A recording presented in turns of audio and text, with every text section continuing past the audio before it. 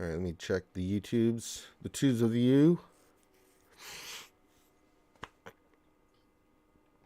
And we are good. Well, hello and good morning, everybody, and welcome to another edition of Jedi Academy, the Q&A show, the longest. God dang, we've done a lot of episodes of Jedi Academy. I just look at the number. I'm just like, oh, you've done that many, huh? Damn. A plethora of shows. And the Jedi Academy is where we come to you here on the RC channel with any content creator we can get on. Sometimes we have a buttload, but we always have plenty on here for you guys. And this is a Q&A show. It's an interactive show where you guys can get with some of the content creators and myself and the community to ask questions. It's straight up Q&A. We do this for 2 hours straight. It's a Q&A show. And it just answering your questions you have about the game, covering everything and everything under the sun. Sorry, I apologize. I'm a minute or two late. As my good friend Aldous over there can tell you, I am horribly having bad allergies attacks right now. You can tell I'm clogged. He could tell you right before I was sneezing nonstop. It was horrible, and I can't see because my eyes are constantly watering. So it is bad. I just get these fits, these fits, and it's random. It just happened to happen right here at the beginning. So if I sound a little off, that's why. So apologies. And so now for introduce Alice. And we'll start bullshitting for a little bit before you guys and give you guys time to get your questions in. Please do, because this is what it's all about. When you join, make sure you and you want to ask a question. All you need to do is put the word question in front of your actual question statement, and then put your question or comment you want to read or discuss in the chat, and that's all you have to do. But if you don't follow the format, because I'm not probably going to see it because I use Nightbot as a filtering tool, and just to keep it simple. Keep it simple, stupid. I was in the military. That's what we used to say. Keep it simple, stupid. If you just keep it simple, elegant, just put the word question, your statement, comment right after that, and then you'll be good to go. If not, then I'm probably going to see it because that's I'm just not filtering for it. So it is hard to recheck because we get a lot of people that watch the Jedi Academy, and so it just helps us to help you, help us, help you, and it's a nice circly thing there. All right, that being said, I can see everybody slowly coming in. Glad to have you there. Glad to have you here on a Saturday morning here. And happy Memorial Day weekend to everybody. I don't know if I'll stream Monday. I might stream really quickly on Monday, but it is Memorial Day here in the U.S. where we remember our fallen men and women who gave up their life in the service of our country.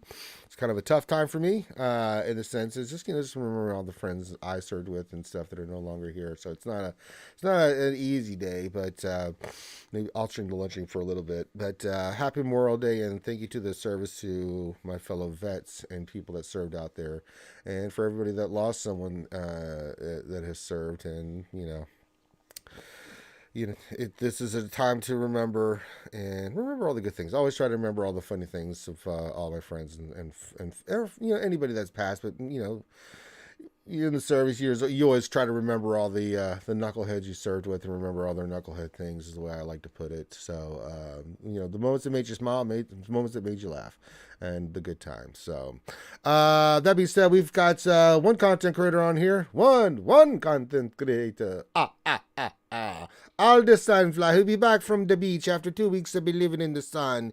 He'll be joining us on Jedi Academy. How's it going on, Aldous? It's going very well. Happy Star Wars celebrations as well. Oh my God, dude! How good a celebration been, dude. I love it. I mean, I was talking. Yeah, it's so much fun. I was chatting to Sir Loki last night, who's obviously he's been doing my forward scouting, and just just the stories about it, just so wonderful and just good time. It's a good time to be excited about Star Wars. So much of Star Wars is amazing. So much good Love it all. stuff. Love it all. Yeah, I've been religiously because I've been doing that stuff, but I've just had celebration every time it starts. It's just on the screen, and I just have it on the screen religiously and just listening to it and watching it. I mean, there's been so many great panels, and I love all the little side boosts and interviews. And I mean, they did the Andor trailers so far during this. We also got the the new Jedi Fallen Order game, which is Jedi Survivor, which looks ridiculously good. So Cal Kestis is coming back, so that's pretty gangster. We what else? It just the announcements that they've done there, though. I'm sure there'll be more. It's just been a lot of fun, from Star Wars Lego to everything, even Star Wars Galaxy Heroes. I mean, all of it has just been fantastic. And good. It was good to see CG there, and it sounds like they're having a good conference, and good to hear. And lots of them, like you were saying, there are lots of them there chatting to people, and just nice to see that engagement as well, which is just something which maybe you forget about if you're only digital, but it's nice to show they're actually putting boots on the ground as well. So. Yeah, super good. Good time to be alive. It is. Now, usually we just open this up for topics. We just talk about some stuff while you guys get your questions in and all that stuff.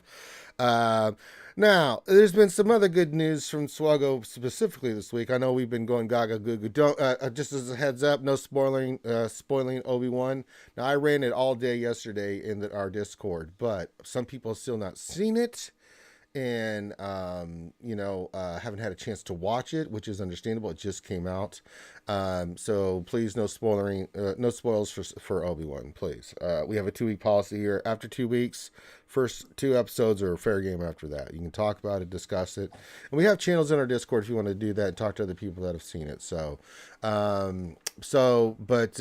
got all this great stuff coming out. We got the Kenobi stuff, but in the game specifically, we had the changes announced for GAC, which I'm totally happy about. Keep it in a 4-week cycle, totally cool. Doesn't affect crystals. Actually, we get a little bit more crystals and stuff, so that's really nice. But there's also been some boo-boos this week there, Aldous. We had the omission of 4 million GP, which has got a lot of people in an uproar about proving grounds. I'm not surprised. Well, I'm not surprised. I don't know if people remember, but around the time when they announced the proving ground, there was a data mine that said you needed 1 GL for an event that was coming up. And it looks to me as though they were actually disagreeing or maybe changing their mind about what to actually make the entrance to the proving ground. I don't know. It's controversial, but essentially you couldn't have got into the Conquest to get Cat. You can get in. You can get some shards at the medium. I don't know. It's a funny one. I still think that the Conquest first time round is a lot cheaper to get the character, and a lot less crystals than it seems to be this catch up mechanic. So to me, it's completely the wrong way round. To me, I know how good Cat is, but I do agree with you on that. But the thing is like. Myself and everybody else, I'm sure you did too. I went back and looked at the posts as soon as the announced it came out that it was coming out, and someone brought that to my attention. Well, let me go check this, and looked at it, and they mentioned Relic 3 and all this other stuff, but they didn't mention the 4 million GP. So for a lot of players, they missed out. And I think, I just don't think. I mean, I know why the number came in is because that's what you need to do. Hard mode, hard mode Conquest, that's the number. Yeah, but just put that in there. You would say if that number had been a part of all the other stuff you said you needed, like just Relic 3 characters and everything else, cool, just put it out there. But you didn't put it out there, so I'm sure that wasn't their intent, but it doesn't matter. The perception of what did not put, the lack of information can be construed to a certain point, and it's hard to defend. They seem to have had a bad, around that State of the Galaxy or Road Ahead, whichever one it was, when they announced the Grand Inquisitor, and then when they sort of did a weird announcement about Proving Grounds coming. Yeah, it was a separate post. Yeah, it was. They were close together, and they seemed to, just around when obviously Crumb was about to go away, they just seem to have kind of, I don't know, some of their posts weren't maybe as good as they normally are, and they had a few omissions and things like that. But I have to say, standing back from it, I'm not surprised I'm not surprised it's gated. Yeah, I mean, everything else. 4 million GP seems like an okay-ish gate, but maybe it could have been 3 million, or hopefully maybe they look at it and decide in the future. I don't think they need it. I just don't think they need it. I mean, these are characters that have been a year plus, right? I know they're Conquest characters, but I mean, it's Razor Crest and Cat. I'm fine with the Relic 3, because I've seen accounts, and I'm sure you have too, because we do a ton of Ross reviews. I mean, super focused with tons of relics. I mean, they've done 1 or 2 GLs at this point, or GL and a bunch of other stuff that just, they've done like the Revan team and Gas team with 1 GL, and a lot of them is like, yeah, they got plenty of Relic 3s. I just don't understand this mentality. I just kind of disagree with it from CG. I think you need to think about it in the other way. If people, if you motivate them to, if you give these characters to them, I've never had a problem with them getting, like any player getting, I was like, lower a little bit of Conquest. The more players, let's think about this. Think about if a ton of new players got Malgus. Now, they may not have Darth Revan, but guess what they're going to be motivated to go get? Darth Revan, too. They're going to go get Sith Empire, and that's not a bad thing because they're going to want it sooner rather than later, and that creates a sense of, wanting to spend crystals and money because they got this cool new thing and stuff. But when you do it the other way where it's gated, and then on top of this, you get all these players under 4 million that are, spenders too, man. They're spenders. They're starting off spending some money. It's like, why? Well, it seems like a strange one because obviously they are still charging for the refreshes. Yeah, 2,200 crystals. Now that is actually, so if we do the math on that real quick, right? So right now for 50 shards, for like one of the new for the Inquisitors, right?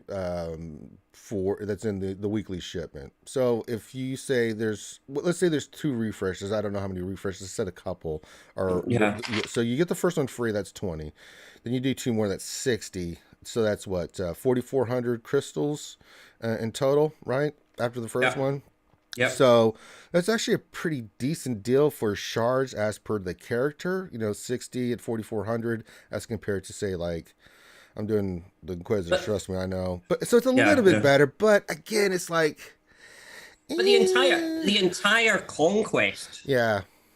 Doesn't cost 2,000 worth of refreshes to get the red crate. Right. I mean, so we're talking. I mean, I just think that the Conquest is. I mean, I know it's incredibly time consuming. Oh yes. I mean, I like Conquest. I think it's almost perfect, and I really like it. But it's way cheaper than this 2,200 for I mean, catch-up mechanics to me should be kind of easier. They should be cheaper.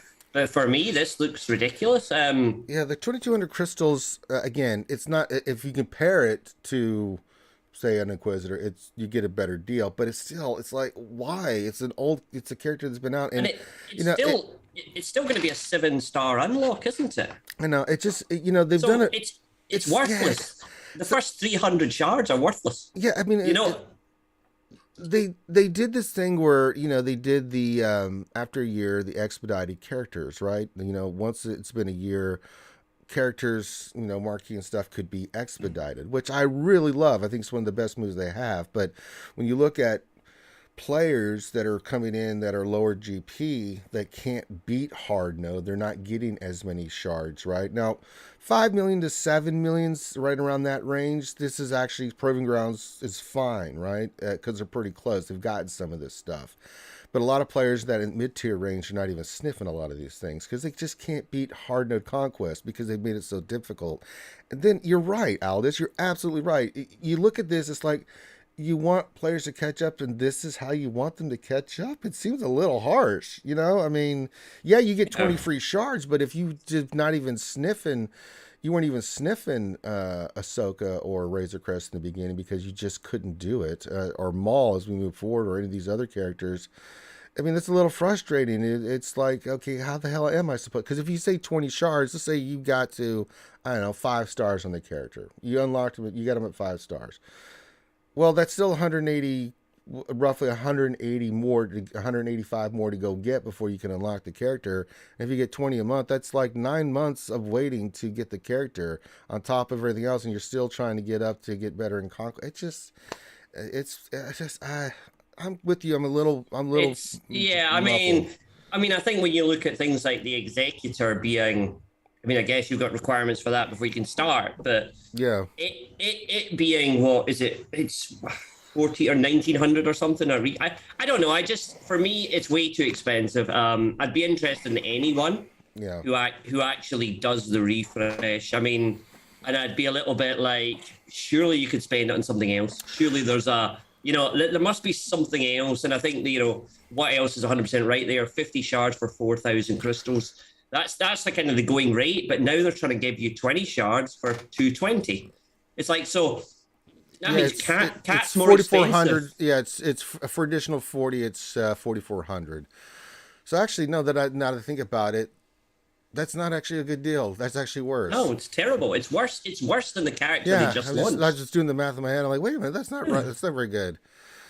Because I was thinking it was 60, but it's not, because the first one's 20, so it's free. So it's like, yeah, so it's not a good deal. I know it's a better character, but it's still like, I don't know why they didn't put him on node. Now, I think if they had done this in conjunction with a node for each of these characters, so you can go farm them, and adding this there both at the same time, that would have been a lot better. I think, whether it's Canteen, I don't care, just put them somewhere where people can go and get these characters. It's a year. It's Conquest characters. I know they're really good, but I mean, you've got to think about the health of the game, where it's like, okay, if you want people to catch up, make it easier for them to catch up. You're not going to get any bitching or complaining from people after a year that got the Conquest characters, because we've had them for a year.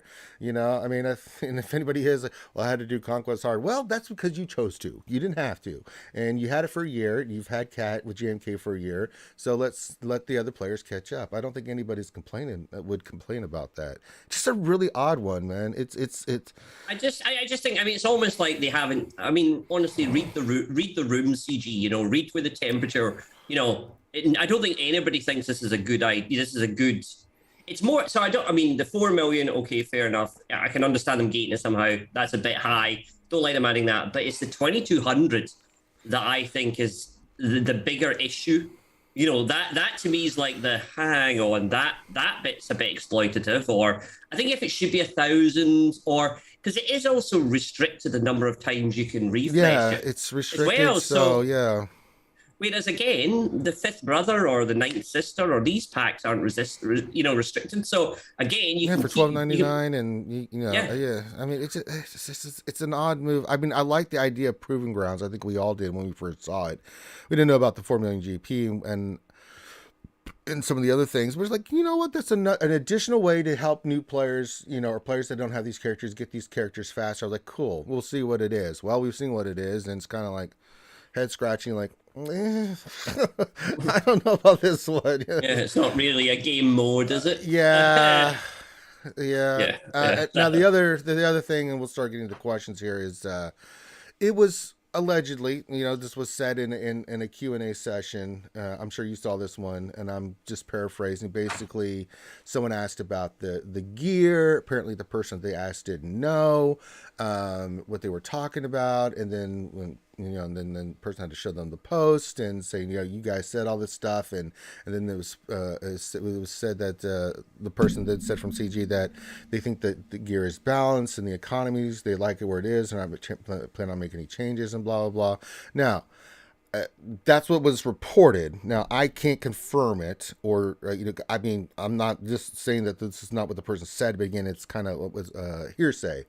Arnold used that word, and it's a perfect word. It's hearsay. It's second-hand information, right? Just because someone says something, I mean, didn't see the exact totality or the context of everything that was said or what was implied and who was it they asked and were they in the know. I mean, there's some things about that. So I want to put that caveat there first, because it's not, I don't have the direct information in front of me. So this is what someone said that they were told from CG. So again, secondhand, it's, but if that's what was said, again, in the context, right, and I don't have all the context, but just from what was being said, and Arnold and some others have made videos about this, then it does seem a little bit out of touch, because when I read that, I'm like, okay, I don't know if that was true, but if it was true, that's really not understanding what's going on in this game right now.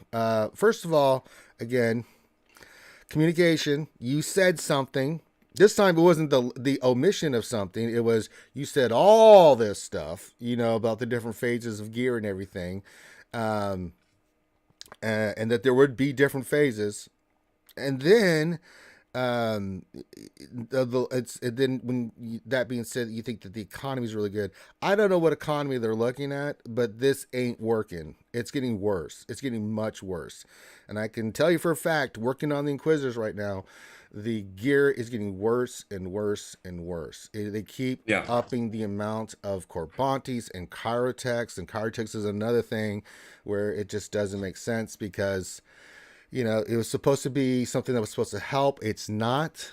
The Chirotechs do not help. They actually hurt because, you know, for instance, I just did Ninth Sister, right? I think she's like 450 MK3 Corbantes, one character on top of 400 Chirotechs. This is the marquee character.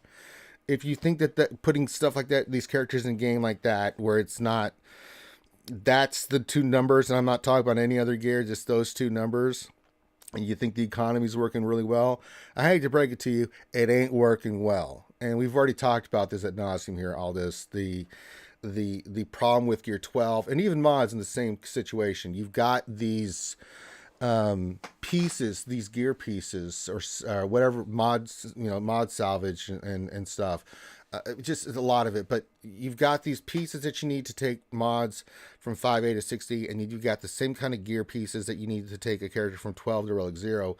And then when you take them up higher, in both situations, you got to farm the same crap again to take the stuff higher. So it's like you're double dipping. If you think that that's a good economy, it's not. It's really, really not. It is super frustrating for the player base, and it's really limiting for the player base. That seems out of touch. And I'm sure that's not what, again, can't confirm or anything like that, but that just seems really out of touch if that was what they said. If they think the gear economy, they're happy with it, I don't know what game they're playing. I mean, all this, I don't know if you saw this. I mean, I just wanted to bring it up because I'm sure we're going to get asked questions about it. It's weird. It's like there's two people in CG who write these posts. One person wants to write these really detailed, like, I'm going to detail the entire gear list plan I've got, and the entire, okay, this is part one of, and the other people don't even want to give you anything, not even a picture. Like, so, and I hate it when they write a really, really long post like the one they did on the gear economy, because, like you say, they haven't done half of it. I did say at the time, I don't really care how often they give me stuff, so I don't really mind about the double this or double that if they're going to take it away faster with the other hand. So don't tell me about giving me more with one hand if you're going to take more with the other. But yeah, again, it was around that time when all these communications seem to be missing a piece of information, or either haven't been agreed, or there's something weird, or I don't know. Maybe I'd love it, you know, in 5 years' time for us to star in the film CG, the star of the SWGOH years, you know, and actually, you know, because I'm. What would you do if I sang out of tune? I don't think it'd be called the Wonder Years.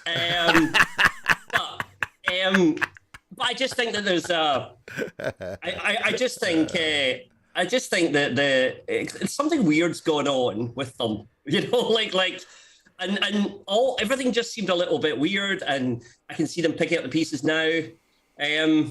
But again, it's like it's a mistake that was made X months ago. Somebody obviously issued a post that wasn't approved, that wasn't timed.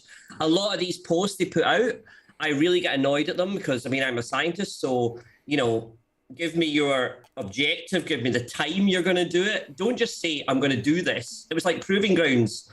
They didn't tell us when, you know, so I think every single post, I'd encourage them, give us a date, you know, because they could just say that tier one's still going. I do take equally, if they disagree with the comment, I think they should make a post clarifying. They have that ability. Well, even if just own it. I don't have a problem that, you know, mistakes. I don't mind people making mistakes. Just honest. You know what? Our bad. We should have put 4 million in there, like, for instance, and we should have put that in the post, but we didn't. Our bad. And I'll be like, cool. And you'd be upset about it, but, you know, if they take responsibility for it, I can be, you know, that, but I don't have any like of that, right? Yeah. So it's like we were considered. We want to gate it because of potential using hacks and things like that. Therefore, we're going to use GP to gate things, or we're going to use like I don't know. I don't know. They come out every so often and they'll give us like a a chapter and verse on their strategy towards something,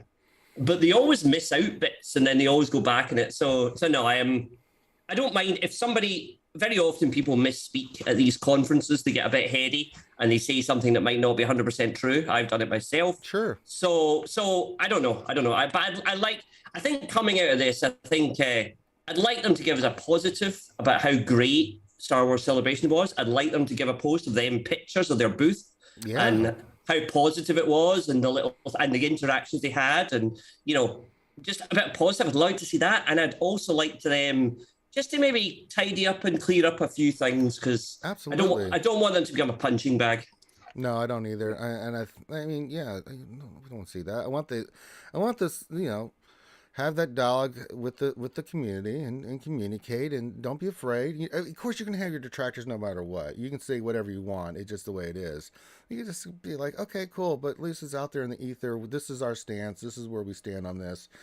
Take it or leave it. But at least own what if there's mistakes from it, own them. People are forgiving, as long as you try to correct them, or at least make a line where you can say, okay, at least I know where I stand. Stuff like that. We got Calvin joining us real quick. What's up, nerds? What's going on there, big weeb? Going all right. How you guys doing? We're doing good, man. We're just talking about the little snafus this week in communication from CG. Any thoughts, my friend? I'm sure we're going to get lots of questions on it, but we always like to open up with what's going on in the week of SWGOH and Star Wars, because it's been a hell of a week with Star Wars. But any initial thoughts there? Awesome. Who is Calvin? About the communication thing, did they say anything, or are we talking about like the random Discord post about someone who said they talked to him? There was that. I just wanted to talk about it if it was true, like what the implications were. That's why I said it was kind of hearsay, as Arnold put it in his video. And then the kind of the oops, we forgot to tell you that 4 million GP was going to be the cutoff for the new proving grounds. I mean, if it's true, and that is, by the way, that's a huge if. Like, if some dude is just out there saying whatever, I mean, that's CG. They gave that can't caveat. be responsible for that at all. Yeah. Like that. Yeah. People lie all the time. I don't know if this guy is, but anyways, if that's true, I've said this before. I don't know why CG over communicated or over promised. Because the initial gear change, so yeah, they haven't done stuff they said they were going to do, even in phase 1. So that's an issue. Yeah, like they didn't have to say any of that. Like they could have just been like, oh, by the way, you're now all getting 50 free stun guns every week. Have fun, and then internally they can be like, okay, let's review this, let's watch this, let's see how this affects the monetization of the game. We'll come back to this in 3 to 6 months. If it's really bad for us, we just won't do anything. If it turned out to be really good, we'll do more. But instead, they made all these promises and all these expectations, and they really shot themselves in the foot on that one. Because I'm guessing it didn't help monetization at all, and now they're really worried about doing anything else. And you said one other thing too, though. Well, there was the 4 million. Oh, the proving grounds. Yeah, that was kind of a boo boo. I don't really know what I think about that. I mean, the only thing that comes to mind is it's just consistent with hard mode, like for.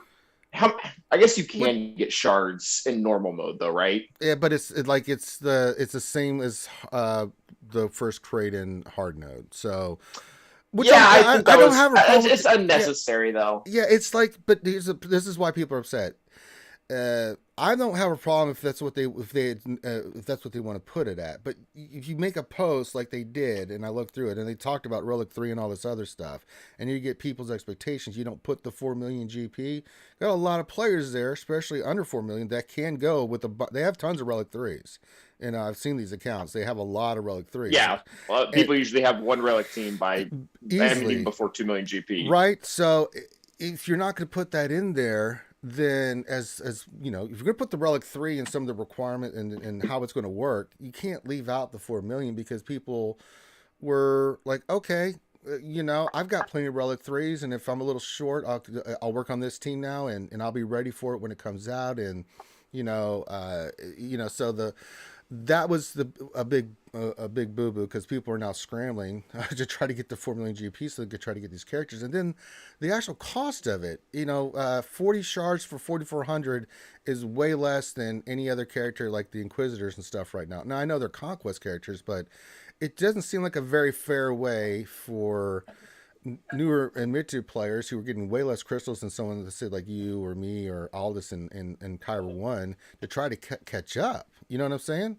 Yeah, okay, so that's my bigger problem. I actually have a lot less issues with the 4 million, just because there's so many good characters out there you can get for 4 million. Yeah. But I just don't see how you're going to get these characters, especially because from what I understood, it's not like, so Maul will be in there in 2 or 3 months or whatever it is. And then so you have this new player that is at 4 million GP, they have 0 cat shards, they have 0 Maul shards. So not only do they only, like, let's say they're a spender or whatever, and they want to do the 4,000 crystal refresh or whatever it is, and get their 60 shards, it's still going to take them forever. 60 shards. So if you're spending 60 shards per month, that's what?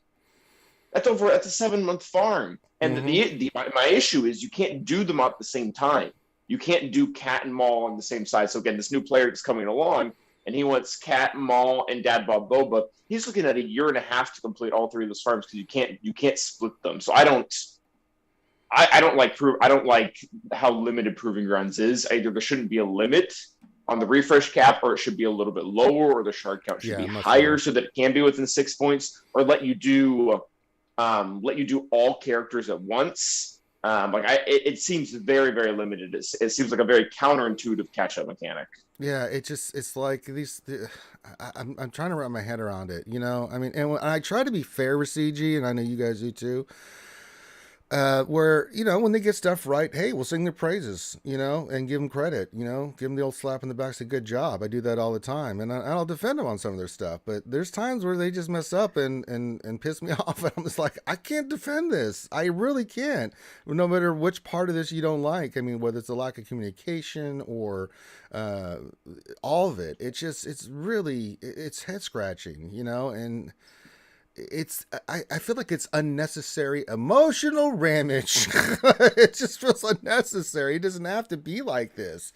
I don't know. I'm sure we're going to get into this here with questions. Well, hopefully they can go back and they can realize the error of their ways too. Like they kind of did this with Mother Talzin, where they had her locked behind a specific event, and the event itself was fine. But it was like, all right, you're getting 10 shards a month, and I'm just kind of like, you expect, like, some Mother Talzin was good, but like you expect people to wait, what is that, 3 years to unlock her, like naturally like that? It was just dumb. So they eventually threw on a hard note. So hopefully they're open to feedback, and they'll make some of those changes. Even if it's, I think even just opening up all the Conquest characters at once, letting you do multiple of them, I think that would really help. Or dropping the refresh amounts. Yeah, I think that if you just drop the refresh amount. And the other thing I was kind of confused about too, and I still don't know why they're not doing this with these characters, it's a year plus. Put them on a node. Why are we... I don't care what node you put it on, but I mean, you want to get players to get the stuff faster, then have Proving Grounds, lower the cost of the crystals, and then just do a node. People will be fine with that. I think a node would allow access a little too quickly for the caliber of the character there. But even if they put them in, so you know how like Darth Vader, I don't know if you guys remember this, but you know how like Darth Vader and Grievous barely appeared in the fleet store? Horrible. Remember, we didn't even have the fleet store for Vader. You had to get him through feats. You're just like, do you have any battles?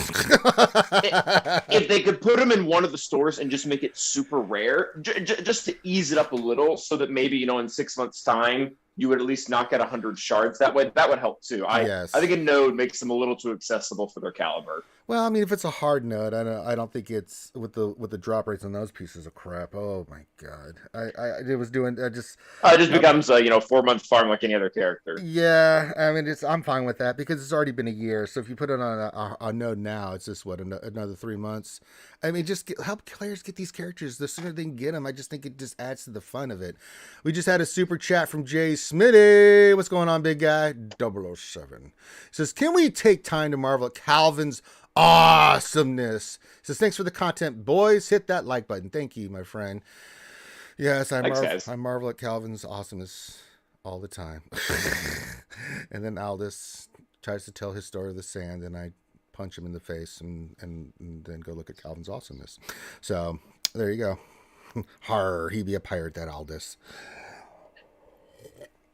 All right. That being said, thank you for the five bones there, Jay Smith. Appreciate you, brother, and thank you for the kind words. Yes, and Calvin is awesome. Aldous is awesome too. He just doesn't have it in his name. All right, let's get to some questions because they are coming in. Oh boy, yeah, they're coming in. All right. Fatality V2 question: what do you think of an official CG rep saying that Phase 2 of the gear isn't coming anytime soon, maybe forgotten? Again, that's kind of, I don't have, if it's true, and that's the thing, I don't know, just because someone said they spoke to someone and this is what was said. I don't have the actual transcript or a video of them actually saying that. Now, some people were saying, yeah, I was there, said the same thing. Okay, cool, but I don't have the context. But if it's true, I think we kind of covered this ad nauseum, right? I mean, I think regardless of whether the person said it or didn't, something said at a conference in that heady mix of everybody asking a million different questions is not a forum to either approve or disagree with whether it's real or not. So I do think I want to see in the next week, I do want to see them come out with a clarification post. I think would be right. But I'm sure it is sort of true, but whether that person was somebody that was just fetching tea, or whether that person was somebody officially who would have known the actual answer, I don't know. My understanding, obviously, Crumb wasn't there. I don't know who actually was there. I know a few of the names, but whether or not those people would really know the answer on where we are, I don't know.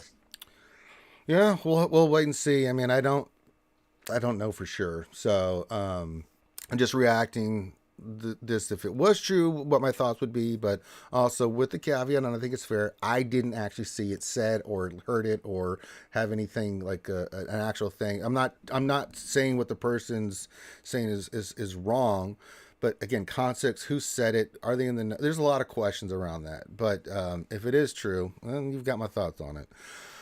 Darsign 1972 questions. CG should just let anyone try the proving grounds. We know it will not be easy, so why not let the lower members try it?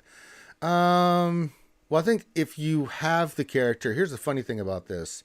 I don't think any of us are going to be able to do proving grounds because we already have the characters, I think. So we're not going to be Fine by me. You know, I'm like, okay, cool. But One less thing for me to do. Yeah. But yeah, it's pretty gated. I get my philosophy on this has already been stated. I don't know why they don't just let these characters get quicker into people's accounts, especially after a year. Because as I said, people, when you give them stuff, like again, if you give someone Cat and they haven't worked on JMK, I wonder what they might work on, you know. I mean, it's like, I think I'll go work on GR and then go for JMK. It just motivates them a little bit more.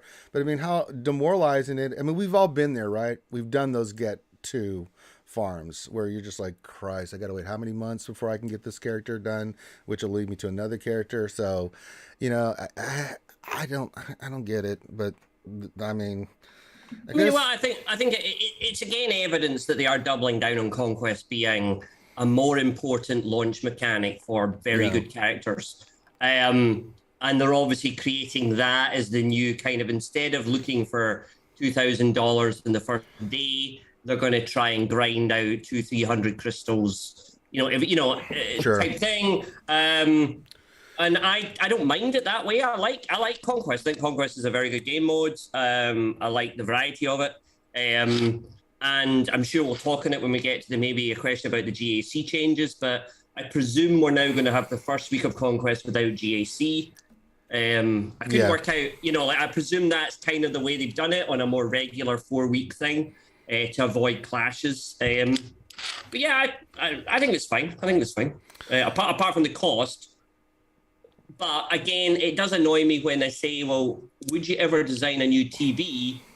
Well, no, because that is something that gets old and we complete it. Therefore, it becomes, well, you've just added an entire game mode, which lots of people can't actually play, and 100% becomes sort of lost. So I think you're kind of, there's a little inconsistency there, but I certainly think it annoys me when they work on something that I don't get to play.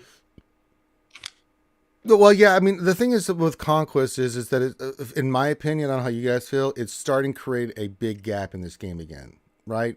Where these characters, and they're really good, and these ships don't sneeze on the ships, right? Because I'm going to tell you right now, Prototype is legit. Razor Crest, we know how good that ship is too. So you've got Maul, Cat, Prototype, Razor Crest. I mean, Boba Fett's good in his own regards for TW. There's some debate on that one, but I mean, you just look at these characters and stuff, right? Malgus is going to be dynamite, you know. So if you make it harder and longer for someone to try to get it, that's coming up in the game, right? You know, they did all this stuff like the Hyperdrive bundle, which I still think is the greatest pack that they've ever put out with all the stuff you get from it. I know it's pricey, but man, that's a dynamite pack, man.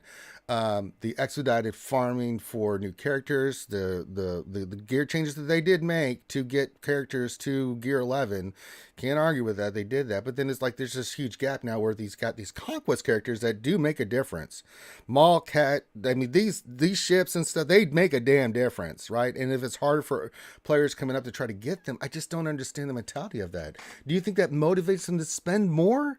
You know, I mean, some might, but a lot of them are going to be like turned off. You know, it's like, I can't catch up. I can't catch up in gear, and the major characters that I need to make these things really good, it's going to take me forever still, even if I did spend crystals to catch up.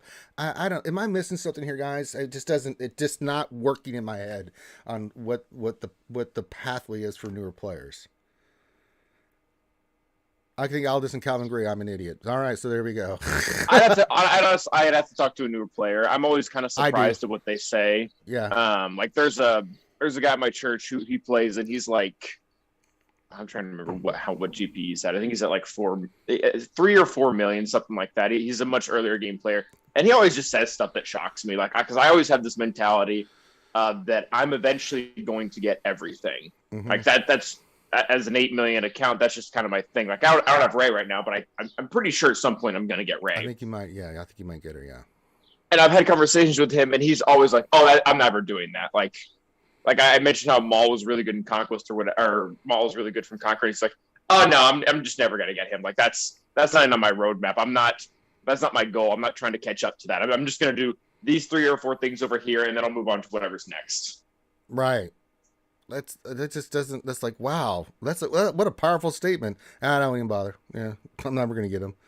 That's crazy. No, yeah, he wasn't even depressed about it. He's just no, like, but I mean, pointless. that's fine. But it's still like, what a statement. I don't. That was before Proving Grounds was a thing, though. So he was just like, he just didn't care. That's crazy, man. Wow. Man, that is very interesting. Wow. All right. Let's see here. Another question from let's see here. Darsign again. Question. Another week, another Omni. I'm teetering on the edge of quitting or not solely as there's no new content. I don't count characters, etc. As content. We need something new to keep endgame players engaged. I do think we do need some. The word content can be subjective. Some people do think that characters and ships and stuff is content, right? Some don't. Whatever your definition. But if you mean like actual playable gameplay content, yes, I agree. We're kind of in a. But here's the thing that I worry about. I do want more content, but not Conquest content. I'll tell you that right now. I do not want to be sitting here having to spend the exorbitant amount of time in the game that I'm having to when Conquest is going on. That it's like that's not good. It needs to be something you can go in, have some fun with. It's repeatable. It's enjoyable. I don't know what that is, but I think we need something like that, especially for the PvE side. Because my God, we're up to our asses and elbows just trying to handle TW and GAC on the PvP side. So, I mean, what do you guys think? Like, playable content, do you think? They said we're supposed to be getting some more content. That's such a subjective term. But do you think we're going to get gameplay content this year at all? I don't know what I think we're going to get, but I would like for them to eventually go back and touch guild PvE content, like so that they very much figured out what they want to do with the individual PvE content with Conquest, and I like Conquest. They've got JC figured out, they've got TW figured out, but what they're doing with guild PvE is still kind of out there because the TBs and Pit Raid, those are old now. Like those are not new and exciting. Like I still kind of enjoyed doing LSTB, but yeah, they're not exactly I wouldn't call them engaging. So I don't know if we're gonna get something, but that's what I want. I want something that's gonna put me next to my guildmates where we're trying to work towards something together that isn't just trying to beat the guild that has 100 million more GP than us in Territory Wars. Yeah. Well, that's kind of more like that's PvP, content. Yeah. Right? We need. I remember it was City of Heroes, City of Villains. I was trying to remember there was a thing where they brought out bases, but the way you did bases was you could develop your base, but you had to unlock everything, and you unlocked new stuff by your guild working together. There would be missions. You can work on. There was no timeline. You just work on it when you needed to. So you log in, go do some of this stuff for your guild.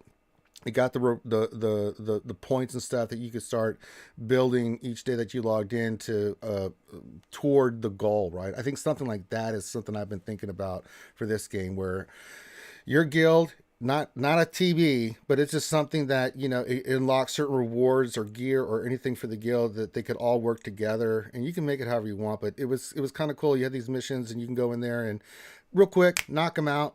Took in that game it took about 20 minutes a day when we were logged in, but we were logged in for hours. So I'm like 20 minutes, shit. Let's go knock out a couple of these, right?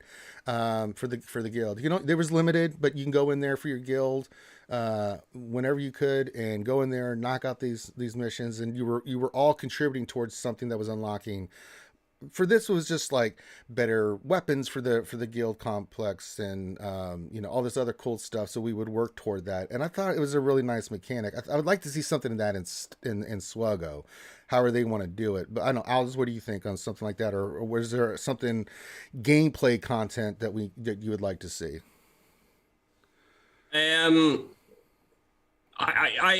So I hope. Okay, so I don't know where the barometer is on where people are feeling. I'd like to be a little bit more positive, actually, because I do think there's a lot of people kicking the game at the moment. But the game is incredible. GAC is incredible, and it's a danger that we kind of maybe forget how good it is. The one thing I'd like them to bring in, which probably makes me the least popular person on the planet, is removing 20 characters per GAC month. Remember when they did that for TW and everybody hated them? Yeah. I honestly, and I know you're all going to throw me out, but I genuinely think that would be a way to shake up GAC, shake up comps, give everybody a thing without people having to pay for it or without it becoming a farmable mechanic. So I know it's hideously unpopular, but I would actually like that picks and bans type phase, which is going to be too much to program in, but them just mass banning 20 people. I actually quite like that TW. And I think that's a better way to keep it fresh. It worries me when people like GOM are saying we need more teams on defense, because I think GSC is already taking too long. So I think if you actually removed 40 characters or 20 characters, I think, again, you might freshen it up. I kind of agree. For the 3v3, I think we could put some more teams, even 5v5. I mean, when you're at this level of Kyber, but the problem is that they look at Kyber 1 like, we'll just do it all for Kyber. It's like, no, at certain levels you can do that, but you got to look at like where people are at with their game. I'm fine with Kyber 1 getting some additional teams, because I mean, I just did my 3v3. I had plenty of teams left over for offense, and I placed a crazy defense down, right? So it's like, yeah, I could see them adding a few more teams on. I don't have a problem with that. But it's when they go down the line, it's like, no, Kyber 5 is not the same as Kyber 1 by a long stretch of the imagination. I mean, you can't even pretend to try to bridge that gap. I mean, like 100%. I don't. I mean, taking things away is bad, 100%. But we've got to find a way to keep GAC as good and interesting it is today. And it can't be just adding one Omicron every week and seeing if that freshens things up, because that's going to eventually get stale as well. So I'd like them to find a more permanent way to keep GAC more fluid, and maybe Datacrons are indeed the answer. So I'd actually be quite interested if I would, that might be the answer to basically that's what I'm talking about, is souping up teams for 3 months and then they disappear, and then a different team gets souped up for 3 months. So I think they really need to look at that. Well, that's what I was going to say. All this, that's what Datacrons seem like. They seem like the same mentality as banning characters without being as harsh. Because instead of removing X, Y, and Z characters, they're just going to buff A, B, and C characters. Right.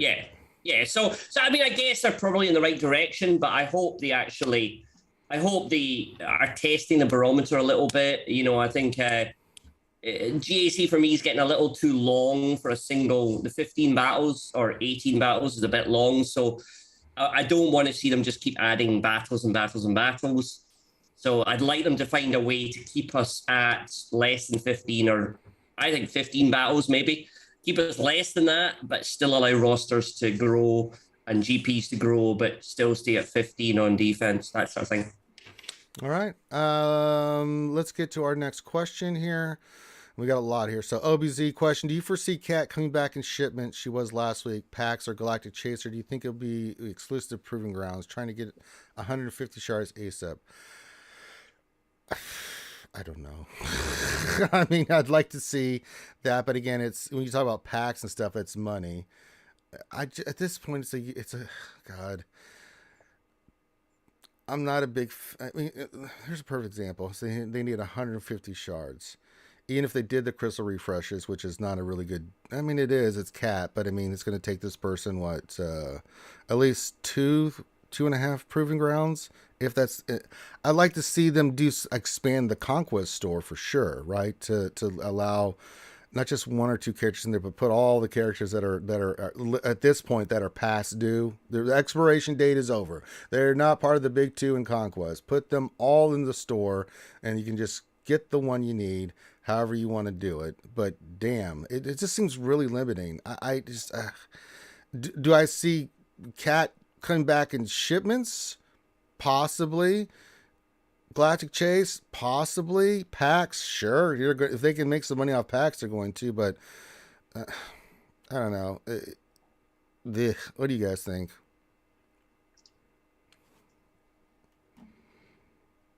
Oh, they might put it back at PAX. I would be fine if they did. That doesn't really change a whole lot for me. Yeah. No idea. Like, they might come back. Like, there's no rhyme or reason to these things, and they change. So we don't know. Yeah. So. All right. What else in the 3 says? Question. See what happens when Crumb goes on paternity leave? CG goes crazy. All right. Yeah, we do miss Papa Crumb. We do miss you, Crumb. I'm hoping he's adjusting well to fatherhood. That's his own adventure right there. God bless you, Crumb. It'll be good to see old Papa Crumb back. I'm starting to call him Papa Mini Crumb. 1/8 the size of a papa. All right.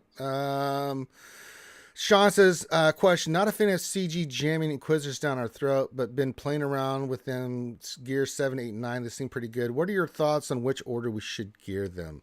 I already know the first one you should do is Second Sister, especially if you got the prototype. That ship is dynamite. After that, 9th, because she's a tank and she's really, really phenomenal tank. After that, the other 3... have at it. Have at ye. I don't have an order. Any order there? Calvin, Aldous. I don't even know. Are you guys working on? I'm working on Inquisitors. God bless me. Oh boy. But are you guys? I mean, Second Sister is probably the poorest character, but has the ship. So it's a toss up with me whether you go 9th Sister first. Any utility tank is always good. So I would put 9th Sister high and Sure. 2nd Sister for the ship. I think the 5th brother, the Blue Man group, he's blue, da da dee da. But I was surprised. I mean, I was hard pushing them at the start because I thought the red crate would be impossible without them.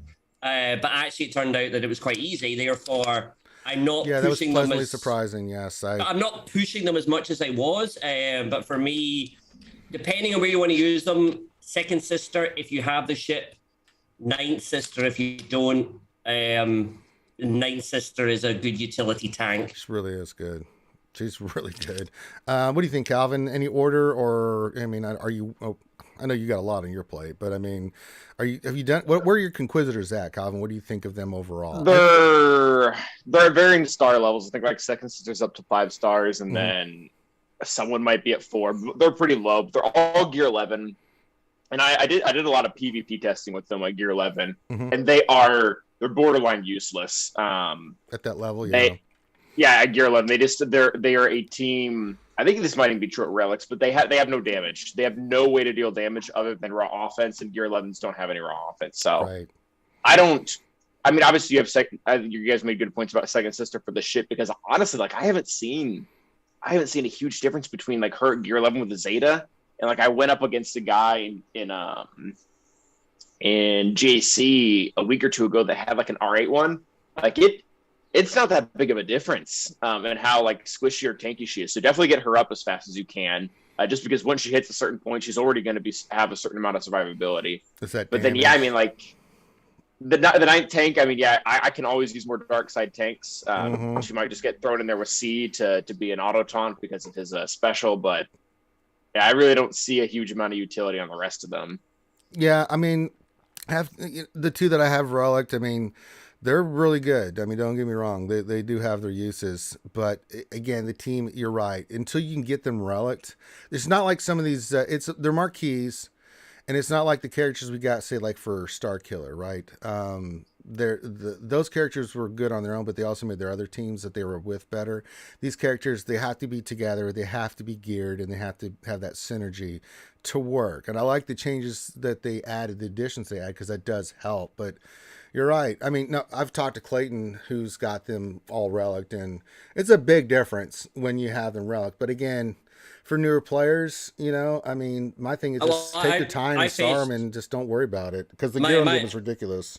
My GAC opponent had 9.7 million, and he had relic 8 or 9 ninth, and the other 2 are relic 5 today in 3s. But we rolled it with Vader lead, Vader, Thrawn, and Moff Gideon. Yeah. So they aren't great. However, and I know we're not doing spoilers, but we might see other Inquisitors coming. That's what they said. Yeah. And I wouldn't be surprised if we end up with a particularly good, or there might be 1 or 2 added that could buff everyone. But at the moment, I 100% agree. Now that we can actually get the red crate in Conquest, I think we can kind of slow play them. I mean, I'm at 7-star second sister already. She's, so I'm getting there. I'm getting to 7-star on them, but I'm slow playing it now, slower than I was. Sure. Yeah, I mean, and I think that's the case. I'm getting Grand Inquisitor, so we can, when the event comes, that's what I'm shooting for, because I'm pretty close. The other 3, I've got the other 2 at Relic 5. The other 3 are 6 stars, and so I'm pushing to get them up and running, but it's going to take me about 2 or 3 weeks to get all that gear. That card text and gear on these, man, I'm just having horrible PTSD flashbacks of the goddamn Bad Batch, because those were a nightmare to get to Relic 5 as well. It's like, damn, it's a lot of card text and stuff. It's horrible. So, but yeah, I mean, the Inquisitors, and we got to see how Grand Inquisitor plays through all this too. Again, at their TW omicrons, we know that those can be really, really awesome. But again, comparatively, there's a lot to, it's too much in the air on Inquisitor, so there's no final judgment yet. But I think, yeah, Calvin's 100% right. At lower stars and gear, they just don't have the oomph, because of the way they're designed. So it's hard to really judge them right now. So yeah. Bear has a question. He says, if you bought shards in the Conquest, it was 600 crystals per 5. So basically, if you refresh, you'll get the shards slightly cheaper. Refreshers should be cheaper because of the limit. Anything that gets the player characters quicker, I'm fine with that. I don't think Calvin and Ollers are gonna be like, no, it should be. I don't have a problem with that. One or the other, like either make it more shards or make it less limited. Like do something, because the way it is, it's not. I don't like that. No, I don't either. Sean McCranner from the Clan McCranner up in the Highlands of Scotland says, for Calvin, subscribe to your channel the other day. Great videos. Keep up the good work. Well, there you go. Nice. Oh, thank you, guys. Yeah, that's very nice. Really appreciate that. That helps a lot. Yeah, the other questions for Aldous are usually about where did he hide the rum, and they want to hear about the beach story, which I will not allow because we don't have an hour here. Mr. John Daniels, you better send me some of that. You better quit playing. You better quit playing. You better quit playing there, Aldous. This one's terrible. The apple one inside tastes medicinal. I don't like the apple one. The honey one, I don't know the what the honey one is fantastic. The honey one's okay. This one is obviously very good. Anyway, sorry. Hey, good old-fashioned John Daniels. You can't go wrong. Speaking of can't go wrong, it's the blunder from down under. It's Heinze. Hey, how you doing? Hey, how you doing? I thought I thought it'd be sleepy time for Heinze. No, man. No. It's like, sorry I'm a bit late, but no, it's been a crazy night catching up with doing some family stuff. That's okay. That's all you got to say, brother. Real life is more important, man. Hello, Eldie. Hello, Cal. How are you, fellas? Yeah, look. What's up, guy? How you doing, Heinze? We're good, international man. Here. We've got Scotland, Australia, America, and then Rangeritis, the country of Rangeritis. So there you go. So Heinze, real quick, we'll get to the questions because we got a buttload today. I mean, snafus and communication we were talking about, and just all the things that's been going on. Hey, tell me that. Yeah, the lack thereof, or oops, I forgot about that. Kind of communication. CG equals new phone. Who dis? Yeah.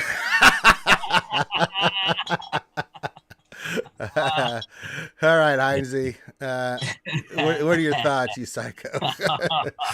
I think it's pretty clear, isn't it? I mean, I think it's pretty obvious. Crumb's still on vacay. I think that's pretty evident, isn't it, with everything going on lately? Yeah, it's been weird, man. It's just been really weird. Well, there was a snafu with the 4 million GP. It is what it is. We talked about it. Yeah, that's BS. It was. That's ridiculous.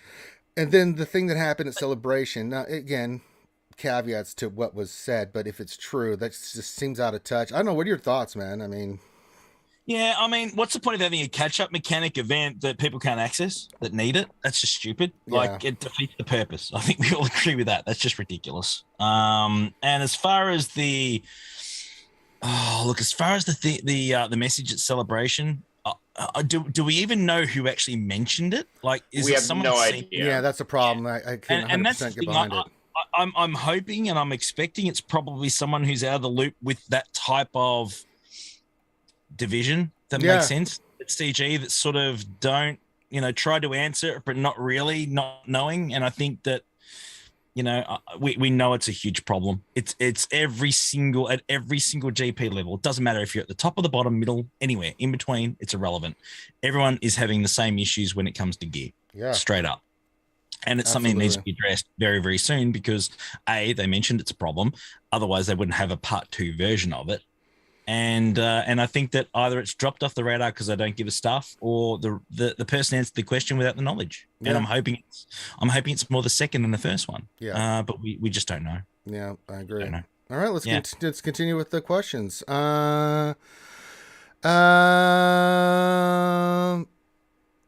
Darsign 1972 question for the panel: what are your thoughts on what we will get in the next road ahead or State of the Galaxy, and what would you personally like to see in these posts? I'm going to throw something out there. I'll throw my hand into the cookie jar. I think we're going to get a GL announcement for sure in the next road ahead.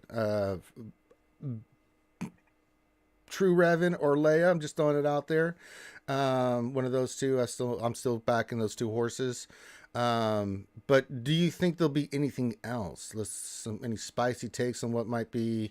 Well, when do you think we're gonna get the next road ahead? I think in June. They said it's in June. Oh, did they? I didn't know that. Okay, cool. Yeah. That was Doja Fett's last message. We'll see you in June. That's true. That's right. I forgot about that. Good. Damn, Calvin, you're like a goddamn machine from the future. Yeah, there's only one thing to add to that, Cal. Hashtag subject to change, baby. That's right. Oh, yeah, I mean, it could be August. Who knows? But that's what they said. Everything's August, man. Everything's August. So, yeah. It's, at the very least, we'll get a message at what is the last day in June? June 30th, that, hey, it's not coming this month. Like, oh no, 1A, sadness. But anything else you guys think might be coming down the pipe or in the road ahead? I mean, those are pretty obvious. It's June. I think it's going to be a GL, but what else do you think might come in there? I'd like them to kind of actually give us a road ahead. I'd like them to talk about, I think it's the 40th anniversary of Return of the Jedi next year. No, yeah, is that right? Yeah. I'd like them to kind of make reference to these things and say, the way they said, like, oh God, we're moving into the Clone Wars era, or we're moving. I'd like them to give us a little bit more longer term vision, even if it's vague, even if it just says, hang on, we're going to move in that direction, rather than they're obviously moving in. I mean, they shared the booth with the Old Republic at the celebrations, and they were very proud of that. So, you could just come out and say, look, we're now in bed with the Old Republic people, and we're going to, I just hope us to be a little bit more positive. Don't necessarily specifically state they're definitely going to do things, but give us a bit more. Look, we're thinking about this. We're going to head in that direction. A little bit like that would be what I'd want. I agree.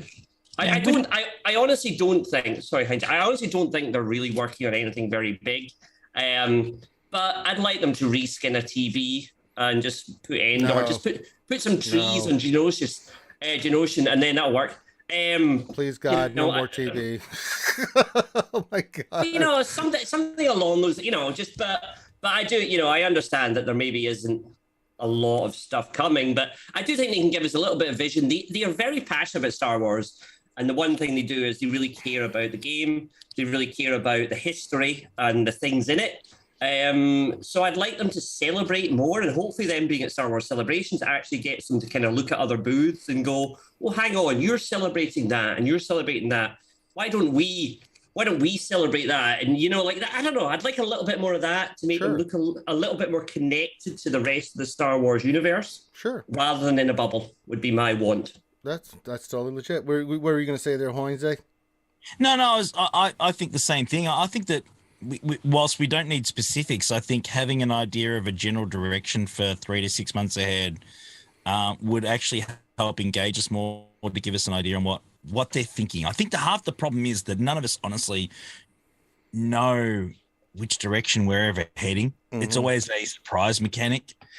And what I mean by that is that we have no effing idea until it pops up what exactly we're going to get. I like what Aldy's saying. I think that having an idea of, okay, guys, we're focusing on Old Republic for the next couple of months. We're doing stuff with Swatora. It's a big anniversary coming up. Hey, in 6 months from now, guys, we're going to be looking down the lines of, as you said, Return the Jedi. That's going to be our next wave we're working through. I think, we don't necessarily need to say, okay, it's going to be this character, that ship, that ship, that ship. I don't think we need that, because that changes all the time. But if we've got a rough direction on where the game is headed from a character release or a ship release point of view or an event point of view, I think that would be pretty cool.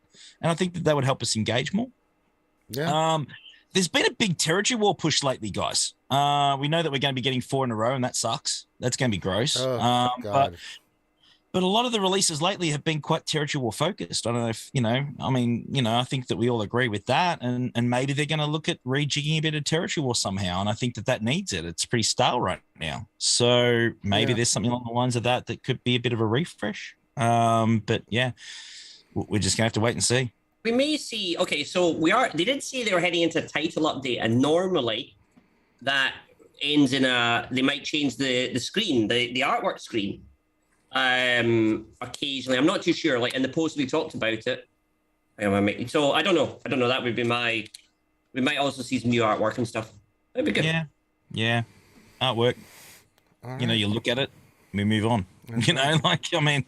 But it's a good way to actually again trailer what's coming.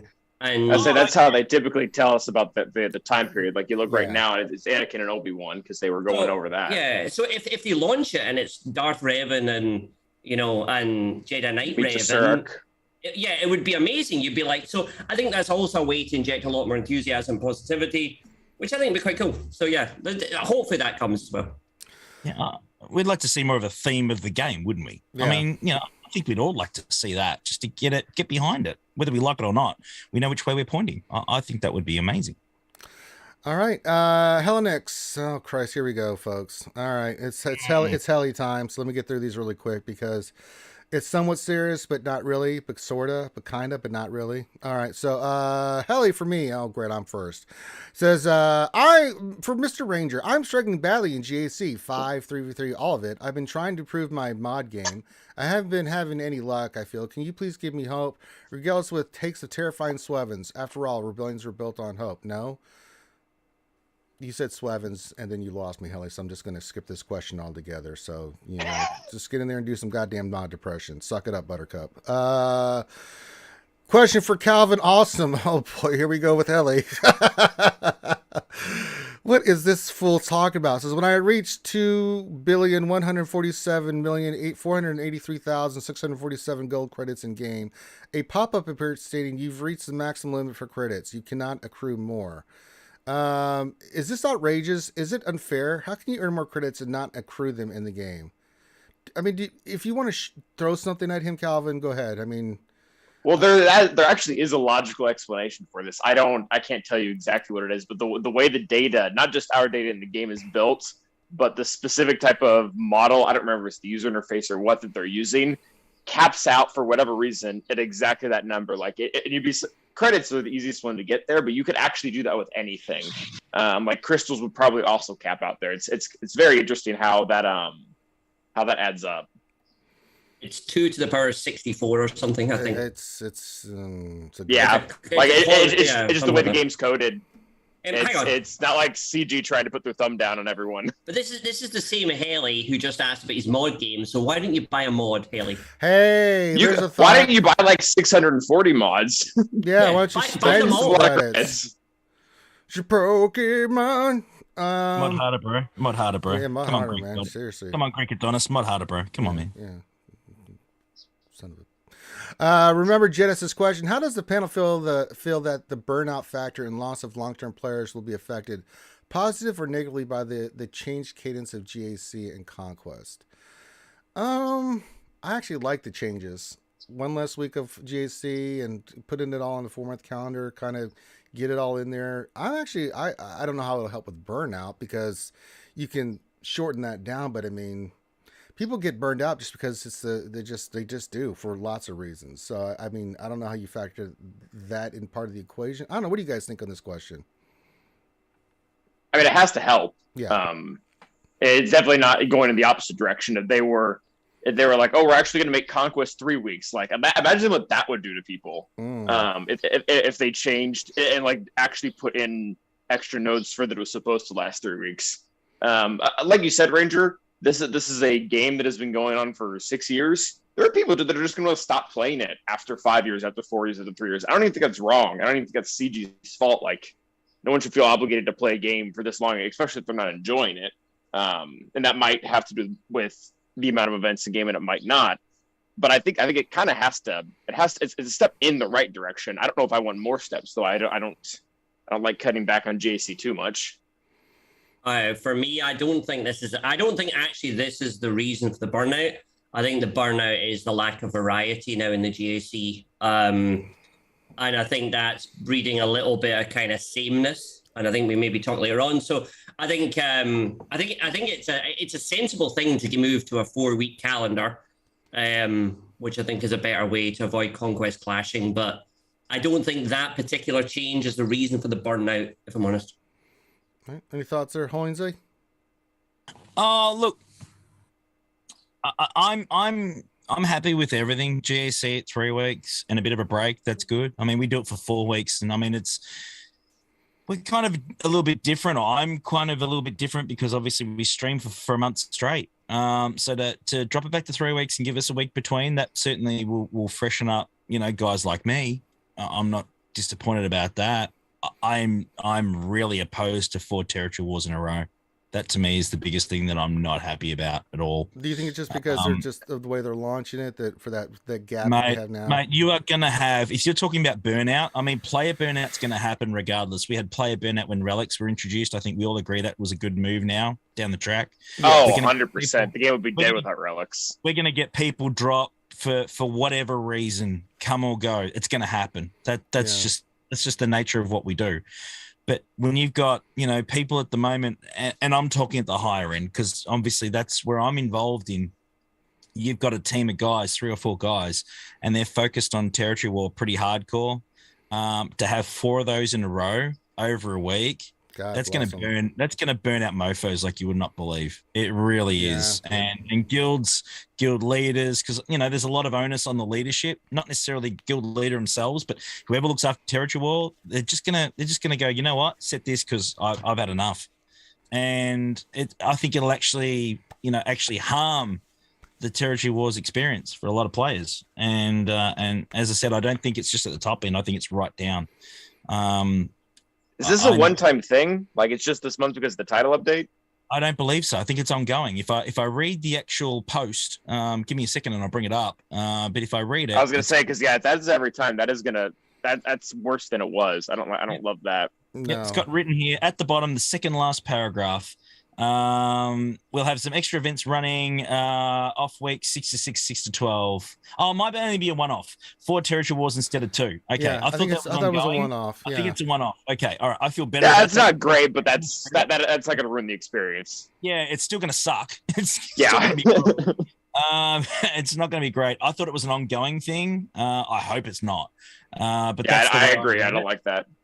And yeah, Territory was pretty gross right now, and something needs to be done about that. The board's too big, the work's really, really rough, and it's a bigger grind than Conquest. I think in a real truncated timeline, it's certainly not much fun. It really isn't.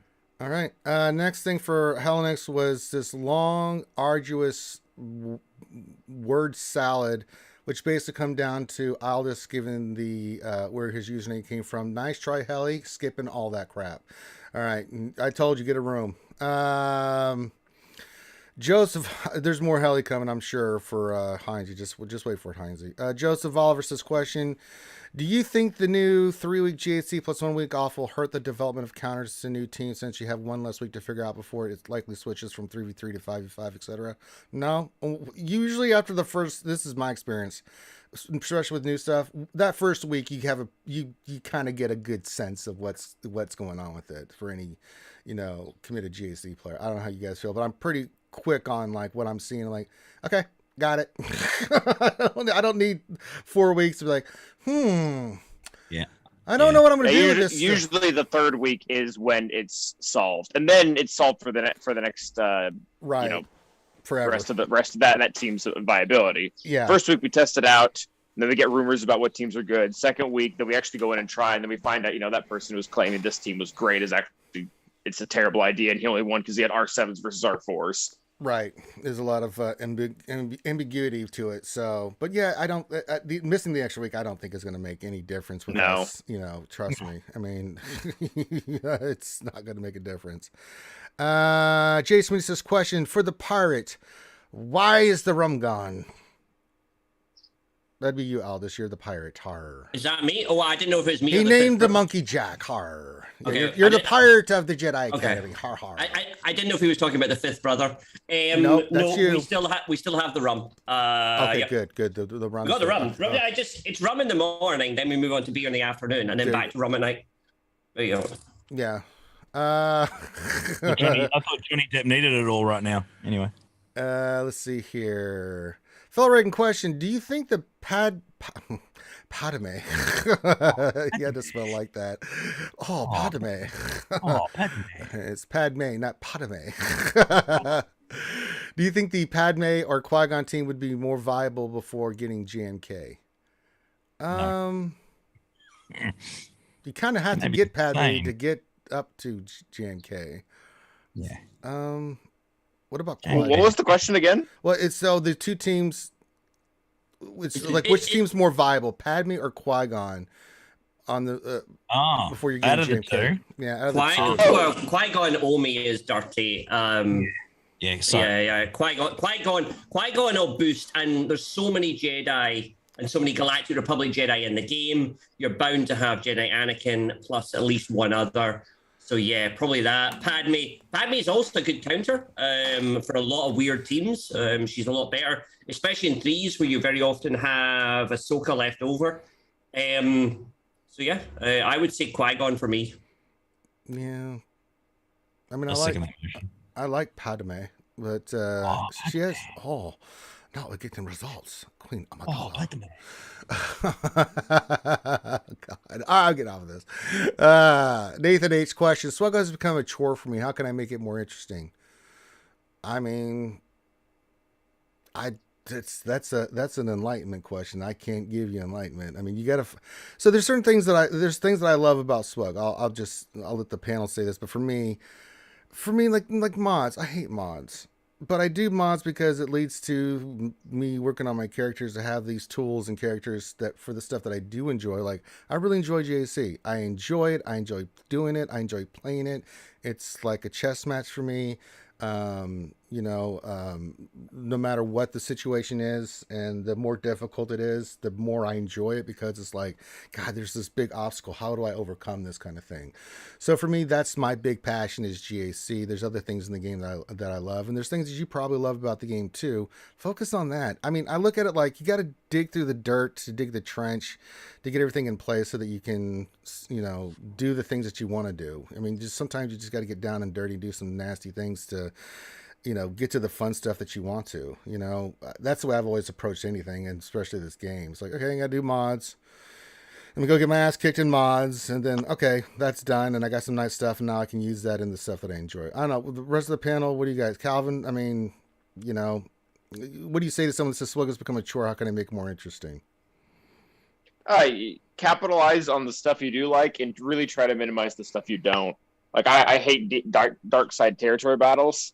I just go in and auto it. Like I just don't make a big deal out of it. Don't force yourself. Don't force yourself to be the best in everything. Like that's something I used to do where I would like change mods and like experiment and look up new comps, and it got tiring to do that in every single part of the game.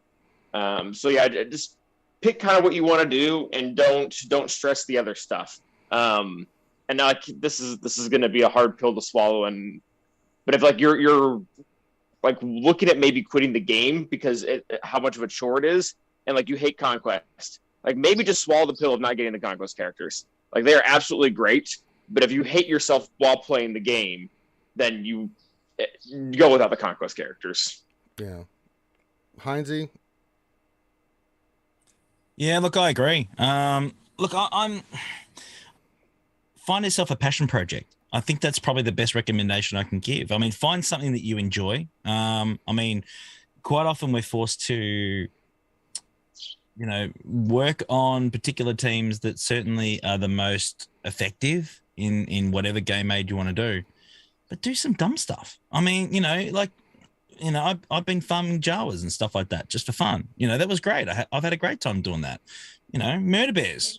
Just do things that are off the cuff because you can for fun. And I mean, there's nothing wrong with that. Slow farm them, focus on them instead. Do whatever you want to do. I mean, J-Lock's our friend. He smashes out Tuscans, for a long, long time. And geez, hasn't that paid dividends? I mean, find yourself something that you really, really enjoy, that you really like. And find a passion project that you get engaged with. Mods are always there and they're really frustrating, but damn, they make a big difference. They really, really do. And I've made a huge, huge push for that myself over the last 12 months. And I think in the last 15 months, around, March last year, I really started, working on my mods because I knew that was a deficiency. I've gone from having I think it was something like 5 plus 25s. I'm now up to 59. In 15 months. That's been something that I've been focusing on, and I've been having fun pushing for that because that's something that I wanted to improve on. So always look for something. There's something in the game that you like or you don't like. But find something that you enjoy. Everyone plays this game differently. So that's the best I can come up with. You know? Well said. I always tell people all the time, like, if you're starting new and by golly, you love the bounty hunters, but then goddamn it, go farm the bounty hunters and go enjoy using them because that's the whole purpose of this game. If you want to go Darth Revan first set of a GL, then god dang it, go do Darth Revan. I mean, that's what you love, right? That's right. And go have fun using them and try to figure it out in the game. That's the whole point. Alice, you want to put a nice bow on top of all this? Well, I would say that there is a ultra sweaty meta way to play the game, which is not fun. And that has a particular set of characters you have to have, and you have to mod them away. And, I think moving away from that and saying, look, I don't care if I win or lose GAC, I'm just going to have fun. So very, very often I'll do a full light side defense and use only dark side for attack, and I'll do vice versa the next round. That's quite good fun. And like you say, passion projects, and honestly and then probably put even a lighter defense down GAC. Full clearing your opponent, even though you don't get as many crystals as he, you don't win the match in the CG measurement. you win because you have a great fun and you clear things and you practice counters, and your GAC is a lot faster because you basically one-shot everything. So those would be the things. The other thing is you can get my modding service where I randomly mod your characters, and that will make your every GAC, every match will be interesting for you. You'll never know. You'll never know. No. You'll honestly, you will have no idea when you go into a match. No. Do what I do. Just play a battle and have a shot. Yeah, when you get the last one. Hey, you never know what hey. Hey. Okay. Next question. The Venom. The Hyperdrive bundle has been out for a while now, and in my opinion, it's the best deal CG has done. Agree with that 1,000%. Do you think it's time for CG to add newer tunes and gear to it? I actually do. That's actually a good point. What do you think would be, you guys? What do you think would be the gear? I mean, characters easy. You can just flip in some new characters and stuff, right? But more gear, probably card text. I'm throwing it out there. Yeah, no, but I think you're right, Rainer. Not just from a like, yeah, they're needed, but like, so if you throw in a bunch of these new characters, like Dart Trooper or whoever, all these new characters need chirotext. Like, it's pointless to get you a 5-star Dart Trooper or a 5-star, whatever. If they're going to stay at gear 7. So yeah. Hoinsey, oldest, anything you'd like to add to the Hyperdrive bundle? More Karos. Because there's never enough, man. I mean, seriously, like, not even close. Yeah. Card texts are just such a nightmare. I would say, okay, so I 100% agree with the question. The problem is that because anyone that's bought the Hyperdrive can't rebuy it. So I think we're talking about a light speed bundle too, or like you buy the Hyperdrive and then there's another one, and it's poop. But I don't know. It's a very difficult one. So the Hyperdrive bundle gets you which characters? Jedi Knight Revan, is that right? Is that what it? So much shit. I'm not going to go through it right now. It gets all most of the 5-star legendaries. Jedi Knight Revan gets you close, but it doesn't give you a 7-star Bastila Shan, so you're not getting Revan off the top. Long, honestly, mate. I'm out of the loop. I'm not going to lie. Like, it's been that long. What about another Hyperdrive bundle or an upgrade or something that gets you closer to gas? Like something like that. Like, do we? I'm down with it. Yeah. Like, I mean, gas has been out forever now. That event is just disgusting anyway. Like, do we get to the point now where we just push up past, the Revens and move up more towards the gas? Maybe. Even past the gas at this point, because you said it's been a long time. That was 2018 that I did the gas events for 18 hours straight. I mean, I feel like I had hair when that event was released back then. I felt like I was a young man. 4 years later, I feel like an old man. I mean, that's just what happens. Calvin's a very young man. Give it time, Calvin. 2 years, you've been old, crusty fart like us. I can't wait. Yeah, those beautiful looks will be gone. Say that now. Yeah, I was once handsome. That's what I tell myself. All right. OBZ, what's going on? Says, question, any Omegas needed for low gear Inquisitors to complete the Conquest feats, especially the ones that require a full team? I don't think they really made a difference for me. No, it didn't really matter. I think the patience one might have helped getting the 300 purges. Yeah. So I think the patiences are good. Those seem like good value. If you've got loads of those yellow things sitting around, I would do all the patiences immediately. Yeah. The other ones, that doesn't really matter. I mean, it's a little bit of RNG, but I was pleasantly surprised. I had to kind of pull back what I said because I was really upset when I first saw the Inquisitor feats and Conquest. I was like, Jesus Christ, here we go again. But give CG credit. They were not that bad. They could easily be cheesed. And I was like, okay, not bad. They're very good. Very good. Good job, CG. Again, fair. I mean, I had to sit there and go, all right, they were in there, but you know what? I was able to get red crate even with the Inquisitors that I had. Got to give credit where credit's due. I don't know if that was intentional or not, but I mean, hey, it is what it is. And a lot of players were able to beat a lot of those Inquisitor feats with low gear Inquisitors. So I was like, okay, you got me. That was good. So, let's see here. Evan Buckler question. Doesn't it seem that the Rebel faction of ships is underwhelming? There are a ton of Rebellion era original trilogy ships, pilots, and capital ships, and we have so few. If you mean like with all the cool ships that we could get for the Rebel Alliance, Evan Buckler, yes, because I'd love to see some B wings and A wings, and Jesus Christ, we have so many ships we can bring in. The Rebel fleet actually is really, really good. It really is. I mean, it could take out negotiators. It can. I mean, you have to have the right characters and mods and everything, on that fleet. But I think the Rebel fleet's pretty solid. Would I like to see some more ships? Are you kidding me? Come on now. I mean, come on. We need B wings. We need more. Yeah. More? do you guys think the Rebel fleet as it stands now without anything else is underwhelming? I don't think it's underwhelming at all. It can do quite well. From a competitive standpoint, it's like one of the best fleets in the game. I've been using, as we were talking, actually, I just used it to beat Executor, and I have really crap gear on mine with the 2-shot method. Yes. But from a lore standpoint, yeah, it is lacking. Like, because when I think of Rebel Fleet, like even other video games that I've played, like, yeah, they've got tons of variety. There's B wings, there's A wings, there's Y wings. I would like to see, just from a lore standpoint, I would like to see some more in game at some point. Even if it means splitting the Rebel faction into like 2 parts, where they do like something with Phoenix and something with Rebels, or they do something with Rogue One and something with Rebels. I don't care. Yeah, you'd love to see it, right? It's I've been running. Potential. Go ahead. So I've been using Rebels now against Holdo more, because that eye thing where you can't hit them. All the assists actually make that against Holdo much easier. So whereas normally I'd be running a First Order or a Malevolence, I've started just running, and my Rebels are absolutely terrible.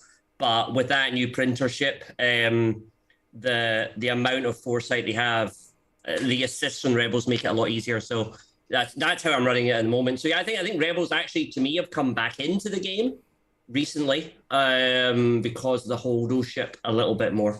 Not by much, but yeah. All right. Easy way to make Rebels better. Simple. Go for it. Release Red 5. Yep. We want the Red 5. home one that wrecks Executor, and everyone is going to lose their straight up. Just do that. In a good way. Mm-hmm. Red 5. But I was going to Tachi Station to pick up some power converters. You can dick around with your friends later. Go fly Red 5. All right. Maximus says, question, do you think something big might be coming to TW with all these TW omicrons? No. I think the big thing is Relic 9. Like, it's been there. Yeah, Relic 9. That's still the only place to get droid brains in the entire game. It's horrible. I feel there's going to be changes, though, of some sort. I don't know what it is. I don't know whether... Yeah, fair. The reward... Well, they need to address the size of the board at some point, because it is too big. Disgusting. The board's disgusting. And I know that they want to push us to make it more challenging. I get that. It's just grueling. It really is. And I'm talking from the top end. I know, guys. But it doesn't matter what level, because it all scales, right? Regardless of how many people you've got in it. But I mean, I'm working at the top end, and we got to take out 8 full zones of 50. It's just disgusting. It really is rough, and it's really challenging. I think they did need to increase it from what it was. I think we all agree that needed to be done. I think they went too far. I think it needs to be scaled back slightly. I think going from 50 maybe back to about 42 to 45, something like that. I think that would be a little bit more comfortable, because to have 50 people in one time zone at one time to clear a zone, it's just, in a lot of cases, logistically, it hurts all of the the multi time zone guilds, especially, because no one can be expected to be around at one time. And if you can do it, it's rough. It's like, somewhere in the world, someone's getting up at 3-4 a.m. to take out a zone in territory war. For me, when it catches me, is like, I'll go in and do the first 2 battles, maybe 3 if the others, depending on which zone. But at that point, it's like midnight my time. I got to sleep sometime. And then I wake up in the morning, I only got like 3 or 4 hours before, by the time that then the back zones maybe open up. And then I'm like, shit, so I've got to try to go knock it out there. But, that guild can't rely on me at certain times when I'm not a machine, so yeah, the different times of where Conquest comes, it's a problem. I have a suggestion stroke potential. Well, I don't know. I'll probably again be stoned by chat. Well, we've got the ropes and rocks and everything else ready for you.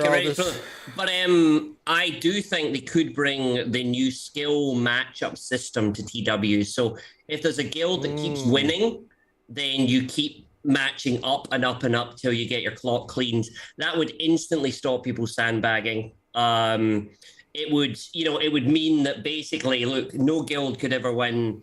90% of guilds would be winning 7 or 5, and I think that would flatten the rewards out a lot more. It would also mean that guilds that aren't necessarily full, or for some reason they are losing every single one, those will drop down a little bit, and they'll actually have a fighting challenge. So I think at the moment there's, yes, at the very top, the TW guilds have one problem with the quantity. But I think there are guilds halfway around that don't even qualify for TW because there's not enough people signing up. There's people that are sandbagging and killing those guilds. So I do think they should bring the skill rating into TW, matches up like that, do the same thing across the board, and I think we'd have a much more active TW experience. All right.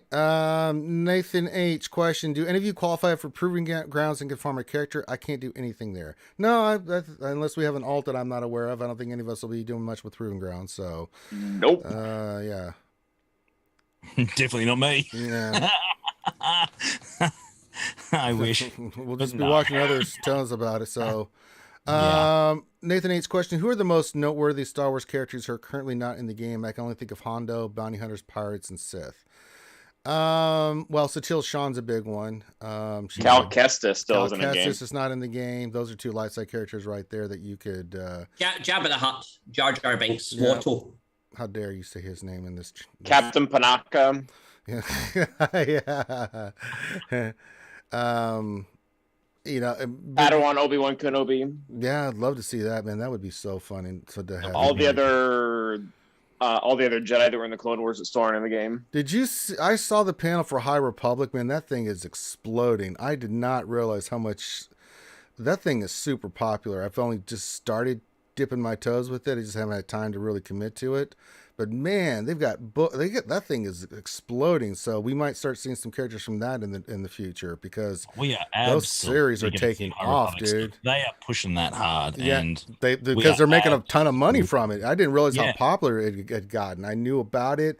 I was interested in it, but I just haven't committed the time. But holy Jesus, I mean, artwork. They had everything on that thing. Artwork. I mean, Jesus Christ, they're not dicking around with that. So there's a lot of Jedi and stuff that they can bring there. There's still a bunch of Jedi from the EU too that they can bring in. Cornhorn, Kip Durin. I mean, you go down the line of all these Jedi that were in the new Jedi Order. Good Lord in heaven. So there's plenty of light side characters that can come into the game. If we got Kyle Katarn, we can get Cornhorn and we can get Kip Durin. I mean, I'm just saying that goes without saying. Well, if we can get Sorty, that's brand new. I know. It's an open book. I mean, anything's possible. If they're bringing brand new stuff that none of us even knew existed until very recently, then they could bring in anything they damn well want. And I think we'll see more new content than stuff that we already know. Absolutely. That'll definitely drop.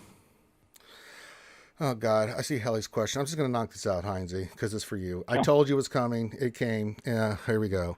All right, question for Heinzie, part 1 of 2. These are all part 1 of 2 every time I get one of these from Helly. He says I just do a part 1. Why does it have to be part 1 and 2? Because he's Greek and he's Helly. I mean, it's just what he does, man. He says, I apologize for not posting a specific question for you, brother. Oh, here we go. But he says, I'm at work as usual. I'm a 72-hour hours per work week. Jesus, when do you sleep? 72 hours? God dang. Is that all? Work harder. Come on. Jesus. With all this overtime I'm getting, how is it I can't afford to go ham and just buy everything at SWGOH? Is SWGOH just too expensive? Love you, man. It's easy. Hashtag Helly fans. Yeah. Enough said, mate. Yeah, that'll raise enough capital for you, mate, to go hard and well like a mofo. Helly fans all day long, every day. Time to get him some Monopoly money. All right. You got to wax first, though, because you might be a bit hairy. Make sure you wax first. That's true. Yes. Yeah. Very, very hairy. Very furry. Very furry. Very furry. Nathan H. Question. Who are on your resistance squad? Is Finn a decent leader? For 3s, I've got 3 teams. Finn lead with Finn the Purse brothers.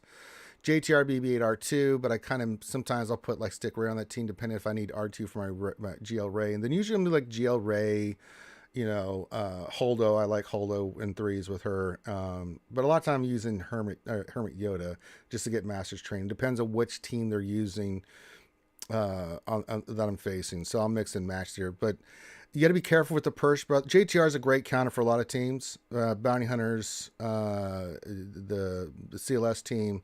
The Purse brothers can do some good work, but typically watch your speed on Finn. If their Finn's faster than you and you put that down on defense, you're basically giving 57 banners away, because I do it all the time. I just did it again last night. It's like, their Finn's slower than mine. I win 57 points every time. It's just, it's nasty. I can't think of any other resistance team that I've been seeing in 3s other than those. I mean, I'm not seeing the Poe Rose combination. Two Finns, one Poe's the standout. Yes. In that lineup, in 3s anyway. If we're talking 3s. Yeah. 2 Finns, one Poe is probably the strongest lineup. Mod specific, you just make handbag Finn as quick as damn well possible, and it's going to be a rough day at the office, both in attack or in defense. It's going to do some work. Yeah, it's really good. Any things from Calvin, Aldi, any other resistance main? Nah, I think you guys covered it. That's pretty much it. Okay. Nathan's question for the panel: what are your favorite trap 3v3 squads that are better on defense than expected? One that I really love putting down that does get me holds. So 2 teams. It's the First Order team with Hux lead. Really surprises a lot of people. They just don't play it right, and I don't know why. And then the other team is, I'm using Newt lead with B1 and Magna Guard. Completely, or is it Magna Guard? I got to go check my squad real quick, but I know that one's gotten me holds. I'm like, that's a nasty team. Depending on where you place it, people just for some reason, they don't play it right. They're not trying. I mean, I know how to play it, but I've just for some reason gotten holds the most of those teams. What are you guys seeing with your 3s? Like oddball teams, trap squads. I think people underestimated how good Star Killer is in 3s. He's really gross. I've seen Gideon lead too, throwing people off too. What are you guys seeing? Omicron Tuscan Raider is gross. Tuscan's disgusting right now. It's been getting me holds completely unexpected in a lot of cases. Oh, wow. Okay. It's been getting close to wins because a lot of people still don't know how to play it yet.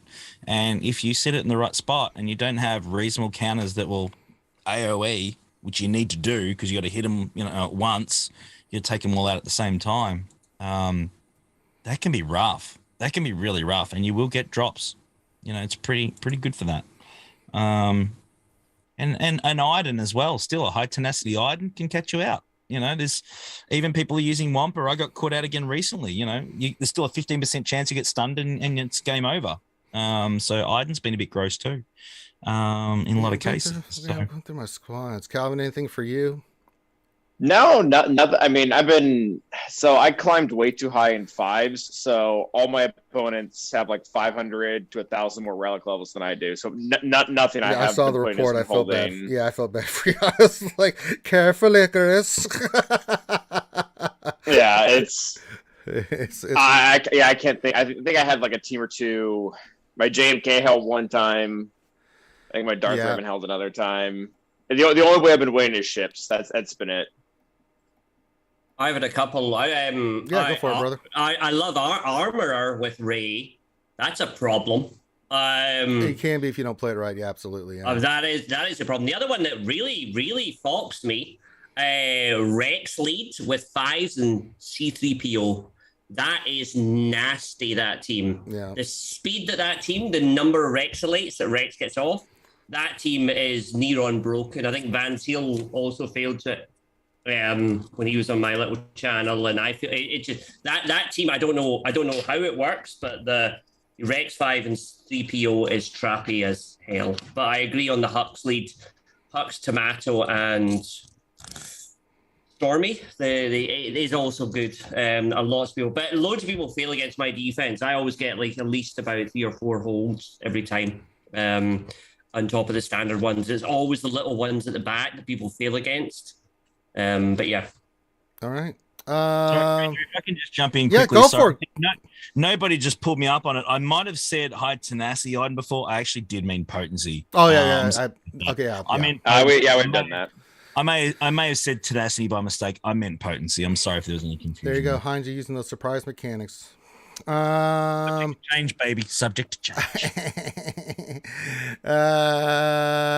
Nathan is semi-seriously, what are the abilities of Galactic Legend Heinze and his affinities and synergies? Well, I think the number one thing is the Shui. I mean, that's, it's a 4-turn cooldown, but if he does reach that cooldown, he does a Shui, and basically the other team's so disgusted that they give up. So, I mean, that's the main thing. Yes. That's his ultimate, is the Shui. Ultimate is the Shui. My relic material is the Foster's Can. I have special abilities. I'm going through my list here. Harder, bro. Yeah. And Lord of the Muppets. They're my ultimate abilities, straight up. And then, of course, my unique is Thunder from Down Under. So there's I think one of his specials is break chair. Break chair.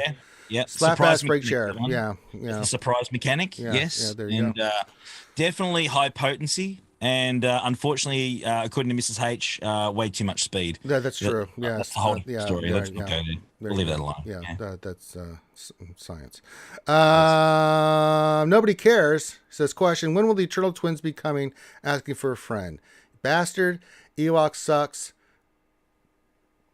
How dare you? All right. Rid ABD says, question: idea for new game mode. I brought my game mode up. Where guilds can participate toward rewards and some kind of event, like, on a daily thing that you just work every day. However long the event is, you just log in, do it real quick. Your points count towards something, whether it's gear or rewards, that you just go in and do a battle for your guild and get points that way. I thought would be a cool idea. I think we kind of covered this already. I mean, that was my idea. Any your guys' thoughts real quick on what you thought? I would like finally the ship raid with attacking the Death Star with the reward being Red 5. I think that would drive people towards ships. It would drive people to get more involved with ships, especially if they launch 5 or 6 new ships now that become essential for that. I just think it's time they pushed that button and broke the glass, so to speak, on that. So I know it's not necessarily a brand new game mode, but that would be, for me, would be something that would make sense. The rest of it, I think we have lots of game modes. I think they just maybe could do a little tweak. But yeah, that would be what I'd want. All right. Preach, brother. Momonadon question: how are we modding Starkiller? Offense and health is what I've got him. He hits hard. He hits super hard. That call and assists, like you've seen in 3s. I think mine is at 11,000 damage. So just wrecks, man. If you get him hitting hard, that call, especially with Palpatine and Mary Jade, that call and assist, man, he is going to lay some damage, and it does some serious damage. So I think offense and health. I mean, is there any other modding you guys have seen with him? I mean, that's the one I've got on right now, and I think the most effective. CD triangle on there as well. So offense and health set. If you can get offense on the cross and the arrow, and then CD on the triangle, this was dumb. I made a really dumb mistake when I took in C versus Starkiller. I didn't link Starkiller because I thought I would get ult faster if I linked the other two. He had my C dead in 3 hits. He hits so hard. Yeah. I would say that Starkiller is such a good basic character. His modding, for me, maybe isn't in the top 10 of most important. To be honest, you could put a plastic bag on him and he'd still be a nightmare. So, for me, you mod your other characters that need the speed. He a little bit of speed, a little bit of defense, a little bit of everything. It works on him, but he's not. Yeah, offense is primarily like other people say, but I wouldn't necessarily mod him as my first character with my base mods. I'd put those Mara Jade speeds. And then him a little bit of offense. Yeah, you don't need speed on him. Speed set's not warranted. Just go offense set, and you're not worried about speed on Starkiller. He's not a character you're not even remotely worried about speed, because it's one of those characters. It's like Dark Trooper. He's going to get that call and assist. He's going to do that damage, and that's what you want, right? So pretty straightforward. Skeleton, question for Heinzie. Says, I missed Grizzly session last night. How is Grid doing? Better, but not great still. He got a really, really bad case of COVID, for those that don't know. I believe he was hospitalized at one point. Was briefly. he really? I didn't know that. Yeah, oh shit. It was pretty epic. He was sent home, I think, for a while.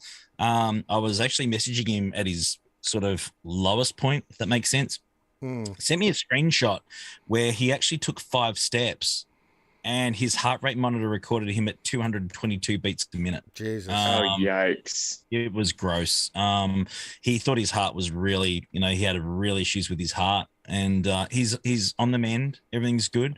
He joined us obviously last night for a little while, not too long. I didn't want to push his luck. He's certainly recovering, but we want him to get better soon. He reckons he'll be better by next week. He's certainly feeling better now. Just getting his energy back, just like any type of flu as well. The energy is certainly the issue. It just sucks the life out of you, man. It just does. Yeah. I don't care. So I don't care. well, he'll be up and about, I think, next week. Good. Good. Happy to hear it. Good. I'm sure the hair looks fabulous, though. It doesn't matter. He could be on his good. deathbed, and his hair is going to be fabulous. It's just bullshit how good his hair looks, even though he's sick. It's just crap. It really is. Oh god. Epic fails question. I will do proving grounds in 2 years for Dad Bod Boba Fett. Is it worth it? He seems pointless overall, and explain Inquisitor usefulness seems terrible, but the ship one sister 2v2. I mean, Dad Bod Boba Fett. First of all, let's tackle this in 2 parts. I mean, unless you're focusing him on TW, he's a little lackluster. And TW he does fine. On offense, not defense, because it's just the. But on he can do some good work but offense. But that's 3 omicrons. It's a big investment. So if you're gonna focus on TW, sure, he's great. Outside of that, don't get your hopes up. I mean, he is a secondary character to even some of these other bounty hunter teams. Just does not do much. I mean, is he worth farming? He's kind of one of the characters I've been telling people to kind of skip over. To be honest, I don't know how you guys feel. I mean, I know I've got it. Heinz, you got it. Aldous, Calvin, do you have a dad bod in any shape or form doing anything? Yeah, Gear 4, 7-star. Okay, there you go. He's rubbish. Just don't bother. He's not worth it. And I think we talked a little bit about entertainment and excitement in the game. The 3 omicrons can go in your GAC and you get way more use out of them. I think there's a very, very narrow group of guilds that actually the Dad Bod Boba will make a difference. For me, bypass him. If it's going to be 2 years by the time you get to him, he'll be obsolete. You ain't missing anything, man. He'll be obsolete before you. I think that's the problem with the way that they're launching these characters now. Dad Bod Boba in particular will be obsolete before he even gets to the proving grounds. He's already on that tipping point. He wasn't that great when he launched, but he's certainly not worth the 3 omicrons anymore. Yeah, that's a shame, isn't it? Because he should be better. He should be better. Yeah, I think that I use him in Territory War, and he's very, very effective with what we use him for in our guild. For that particular purpose. As you said, it's a really high investment for a character you use 4 times a month at the most. Yeah, with 3 omicrons. And it should have more viability in GAC. It doesn't, but it absolutely should. Yeah. And that's the issue between him and all the other game mode specific characters is they're all in their ideal comp. Like, even I'm going to take a wild guess and say the Grand Inquisitor, even in GAC, he's going to be a part of the ideal comp. Starkiller is a part of the ideal comp in Territory Wars. And there was one other one. Magnus, he's not in the game yet. But yeah, that's the issue with Dad Bod Boba is in GAC, if you have all the bounty hunters relicked out, he's not in the ideal team. Like, Fennec is better, Zam is better, Bosk is better, Grief is better, Mando is better. Like, he doesn't make the cut, so he just doesn't, he does the work of what Dengar would do and sits on a BAM team. Yep. I mean, that's exactly it. So go get Prototype, go get these other stuff, focus on those things, and move on. I mean, seriously, Dad Bod Boba Fett, just not there. And then it says, explain Inquisitor usefulness seems terrible, but the ship one sister 2v2. I mean, the Prototype is ridiculous. I just had in my last GSC again. Executrix, 7-star, Relic 5. That she kicks the shit out of folks that use the. I mean, even if you use the right counter, because I usually use First Order against that, and it will beat it. But man, steals a lot of banners. It's nasty. That's a nasty fleet, man. She is worth it. Yeah, I got a hold as well last night on it. Yeah, but the Inquisitors overall, I mean, it's hard to talk about them, right? Because Calvin brought up the great point earlier before you came on, Heinz. They just not until they get relic and get that hitting. They don't hit hard enough until they get relic because they're so offense oriented. They just don't have the damage, and we don't have Grand Inquisitor yet to see how the overall impact. We're missing the Bad Batch echo of Inquisitors. I think that's the problem, isn't it? Yeah, like we don't have the final piece of the puzzle that makes them, in our thoughts, pretty bloody amazing. And I think once we get that piece, they should be pretty formidable. And if they're not, there's going to be a lot of disappointment because it is a huge investment. Yeah, that's a problem. And if they're not viable, there's going to be a lot of really pissed off people. Yeah, I'm going to be one of them there, Heinzie, because I'm going to be pretty close. I'm going to have them ready for the Grand Inquisitor, and I'm going to tell you, if he's poopy, I'm going to be not happy. I mean, yeah, I've got him ready now, and same thing. I mean, it's been a long slog to get them unlocked. Horrible. I've been fortunate to be able to do that, but to have all of those at Relic 5 off the rip horrible. In a couple of months, it's been pretty gross. And honestly, I'm disappointed that I'm not using them more right now for the investment we've put in. It's doing some okay work, but even at this stage, without the Grand Inquisitor, it should be doing a hell of a lot better. Yeah. And it better be good, because otherwise I'll be the first one standing up like you, Ranger, going, this is BS. Yeah, I'll be pretty upset too, because I'm just, when you're going to require this many card attacks and card bounties on each of these characters and other gear, it is a commitment. And when you make that commitment, you're like, okay, I'll make the commitment, and I'm going to meet you halfway. You got to meet me halfway. You got to give me something good. Yeah, I'm not talking about something extraordinary, but good. And and right now, I mean, Aldous brought up earlier. I mean, they're not. Don't put them on defense. They're not fast enough. They're going to get destroyed. They're useless. Imperial troopers will go in there and kick the shit out of them. I mean, that's how wreck their ass. So you can't get them super high speed fast. I mean, just ugh. It's bad, we talk about a gear problem. I'm sorry if I'm chatting too much here. No, chat away, man. That's the whole point of this. I'm sorry if I'm going too far with it, but guys, just to give those that don't realize an idea, Carbontes alone for the Inquisitor faction. Just talk about Night Sister. For the 5 characters that we have in the game right now, this is without Grand Inquisitor. 5 characters, that we have at the moment, Inquisitors, you need 1,100 Carbontes. Just for the 5. 1,100 Carbontes. That's without Grand Inquisitor that we haven't got yet. I don't know how many more we need for that. That just proves that's one gear piece to unlock these guys to get them to Relic 5 level. 2,000 card attacks. So they each need less than half than Biston does? Is that what you're telling me? Yeah, they do. And this is the point. It's just the drain is insane. And that was very funny. It took me a minute to catch up on that. Hey, you're a rapper. Almost as much as Scarif. Scarif is gross too. Yeah, that is like 400 or something like that. I think Scarif has got the most at 600, but Night Sister, I think she takes 450 Carbontes. She's the big hit there. But when you add that's still a couple hundred for each of the other ones. That's not an easy bet. That's not an easy ask, I think I've got the rest of the carbs myself. Anyway, moving right along.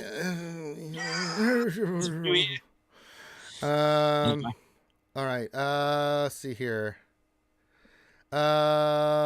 Is Proving Ground OBZ says question, is Proving Grounds a 24-hour event trying to budget my crystals? I don't know. Maybe. Could be. I don't know. I didn't think, did they give it how long it's going to be out? No, I don't. Shit. It's a pop-up event, but they didn't say how long it's up for. Yeah. Uh-oh. I don't know. We don't know. Yeah, we don't know. So, all right. Charlie Knife says, question, what do you guys do for work to be able to afford this game? Well, I basically prostitute myself online is my kind of way of doing things right now. Heinzie is also hashtag Heinzie fans. Yeah, enough said. Prostitution. No. Yes. I don't know if you guys want to say what you do for a living. Personally, you don't have to. I mean, I don't care. It's kind of a cheeky question, but I don't care. I took over a family business last year. We've been running it for 30 years, building materials down here in Melbourne in Australia. And, from time to time, we get a few cashies along the way. They come in pretty handy for a game like this. That's right. That's what I do. But everyone else, can mention whatever they want. No I'm a consultant scientist. I work for New Zealand, pretty much the country. And I'm flying out there in maybe 2, 3, 4 weeks. But that has nothing to do with what I spend on the game, which is actually, it's not a case. It's not a case. Oh God, I don't get my paycheck and then go, oh hi, here CG. There you go again. There you go. Okay. This has come in for you, CG. So I'm a scientist, hence and I do some part-time content creation, which is terrible. It's not. Shit. So I don't spend anything on the game, but I do work in finance. We'll just say that much. That's all I gotta say. That's it. My background and many things I work on is marketing. So there you go. Works in finance, so dollar bills. He works in a strip club. That's right. That's what I'm hearing. Yeah. Welcome to the stage, Aldous Sandfly. Tip your waitresses.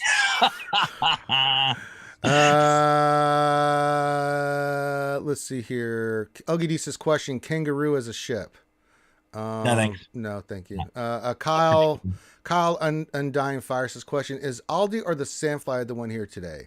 Well, I didn't know it was a Jekyll and Hyde kind of thing here with Aldous. Well, so anyone who's ever been to my terrible YouTube channel, I recorded over 100 views on my latest visit. I now have a new 2-person chat thing because everybody else does it, called "What is SWGOH?" with Aldi and the Sandfly. Aldi loves CG and thinks everything's great in the game. The Sandfly hates everything in the game. So you're bipolar, yes. split personality. So no, but yes, that's hilarious, Aldous. So if you go to my YouTube channel, you'll see there's 2 videos at the moment. We did one last Saturday, and it's cut together beautifully. And I do both parts. One is Aldi, the poster one. All right, Gollum. Anyway, sorry. Precious. I love that. Self-promotion. Well, it's because nobody can get on with me. Literally, I can't collaborate with anyone because it's a nightmare. Anyway, that was it. Yeah, so it's Aldi, the positive one here. My sweet Jesus. What else? Any 3 question? What about a little bit of Monica in your life? A little bit of okay, moving on. All right, Mambo number 5. Yeah. Okay. Jay Smitty says, how much to donate for another shoey? $500 million. Let's doing that again.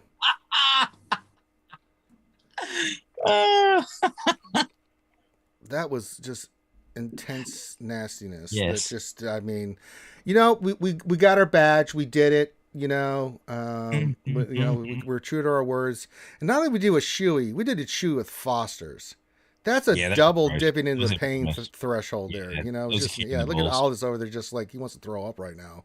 Yes. So, yes. $500 million all in small currencies. I like Foster's. It's the shoey bit. That makes a lot of sense. That explains a lot of all this. It really does. I'll drink bathwater. I don't care. I prefer bathwater to Foster's. I don't drink the bathwater out of a shoe. That's insane. Well, now you know what we went through. Yeah, there you go. Cheers. Yeah. What else? Any 3 question? We'll start wrapping this up. Should the Inquisitors need the Grand Inquisitors to be good, though? What's the point of 5 or more Inquisitors? They're only good with Grand Inquisitor. Agree. Yeah, agree. They should be better. They're not, unfortunately. But if Grand Inquisitor comes out and they're not better, there is going to be a lot of rage. There you go. Yeah, I think me and Heinz will lead the charge on that. Yes, we absolutely will. Grand Inquisitor is going to have to add, it's going to have to be 50% more this, 50% more this, 50, because they are terrible. I just think if they just did speed on him, for Christ's sakes, that would help them tremendously. Because if they can get off, with what the Inquisitors do with their secondaries, especially the stuff they added, if Inquisitors go first and start get their motor running, they'll dominate. But the problem is they're too slow, and they typically most of these leads they're just speed and mastery, Star Killer, all the Galactic Legends. Malgus is already like that. It's going to be I think a bare minimum speed and mastery. Yeah, but 100%, they shouldn't need the 5 of them should be good. The amount of investment, they should be a damn sight better than they are. I mean, if you gab all 5, you instantly have them. So what's the point? Yeah. This is the thing. I mean, it's. I mean, I love the idea, obviously, of the purge mechanic. I think it's really, really cool. Yeah, I think it's got a lot of potential, but it's just not at where it needs to be. I mean, Eighth Brother does some good work. Fifth Brother's a really, really good lead. I've been using that, obviously, in the latest Galactic Challenges, and that does some work. Seven Sisters a good battery to keep the team kicking over, but yeah, they're just not quick enough out of the box, and it certainly holds them back. It really does. Ninth Sister does what Ninth Sister does. Not even. She's a great tank. She really is a great tank. Well, I mean, any tank's a good tank in this game. We don't have enough, right? So Ninth Sister's great. We've seen it in Lord Vader. We've seen it in all sorts of different Empire teams. It works great, but it needs to really just shine in Inquisitors. But yeah, the potential's there, but it's like 85% good, if that makes sense. It's just not quite there, and I'm sure that Grand Inquisitor will bring it to the 100% it needs to be, or it damn well better be. But yeah, I agree. I think it should be a lot more viable already in other game modes, and it's not. I agree 1,000%. All right, last question. Whittle 73 said, well, we had two more. Okay, two more, and that's it. So we're cutting off questions here because we're a little bit over time. But we're having some good questions, good discussion. So why not? What else? 3. This is kind of a jokey one. Would you say the drain is insane in the membrane? Insane in the brain. Got no brain. That's insane. All right, Benny. Last question. Benny and the Jets. This question. Hey, Ranger and panel. Hi, Benny. Says just did some math for Conquest character time frame. Conquest easy players can take 1 year, 9 months, 2 years, 8 months. Conquest normal players can take 1 year, 8 months, 2 years. Hope I'm wrong. No, that's about what it is. I mean, I always used to joke just as a farm, just as a hard node ship farm, Sith fighter and Sith bomber. The joke I used to say, because I didn't spend any crystals or anything. I just did them free to play, just because I was. I was an idiot and just wanted to be painful. And I would just joke, it was going to probably be Christmas 2027 before I unlocked them. It took forever. And a lot of these characters, if you're free to play, you're not spending crystals or trying to expedite them. If they don't have expedite like the characters, yeah. Ships is a perfect example of a long period of time that's going to take you to get these goddamn characters up. But yeah, the math checks out on me. I don't. It's going to be a lot. Guys, we've talked about this. Proving Grounds, even with Proving Grounds, it's going to take a New York minute if you don't have the crystals to get these characters if you just do the free 20. Imagine not even having Cat unlocked. Holy God. How long is that going to take? If you just... It would be quicker to get to 4 million and actually join the actual Conquest than actually go through this nightmare. That's a lot, man. Yeah, it's too long, it's too expensive, and it is not necessarily a catch-up mechanic for me. Yeah, it just... You scratch your head. All right, that's all the time we have for today, though. So we're a little bit over. That's okay. We don't have any problem with that. So good discussion. Great panel today, as usual. Do me a favor, guys. We're going to allow these guys to pimp their channels and stuff. Do me a favor. It really does help if you can go to their channels, support these guys. They come here on their own time, on their own dime to answer questions and hang out with you guys. And, just show them a bit of, that's the easiest way to show them some love. Go watch their channel, support them because, as a content creator, it does make a difference. So hit the thumbs up, subscribe, do all that stuff. So do that for me as well. But yeah, just do that. Show these guys some love and really help them out. We'll go around the corner here as old Grande Patron likes to say. Aldous, where can folks check you out at, my friend?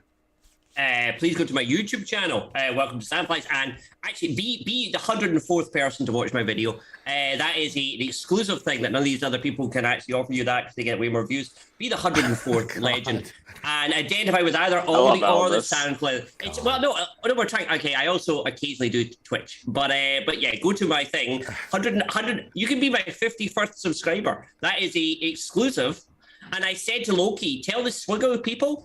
When they're giving away free stuff, everyone that downloads the game is getting a free follow to my Twitch channel. What? They have to do it on their phone, but they get a free. There's a free. Right now, I'm doing free follows on my Twitch channel.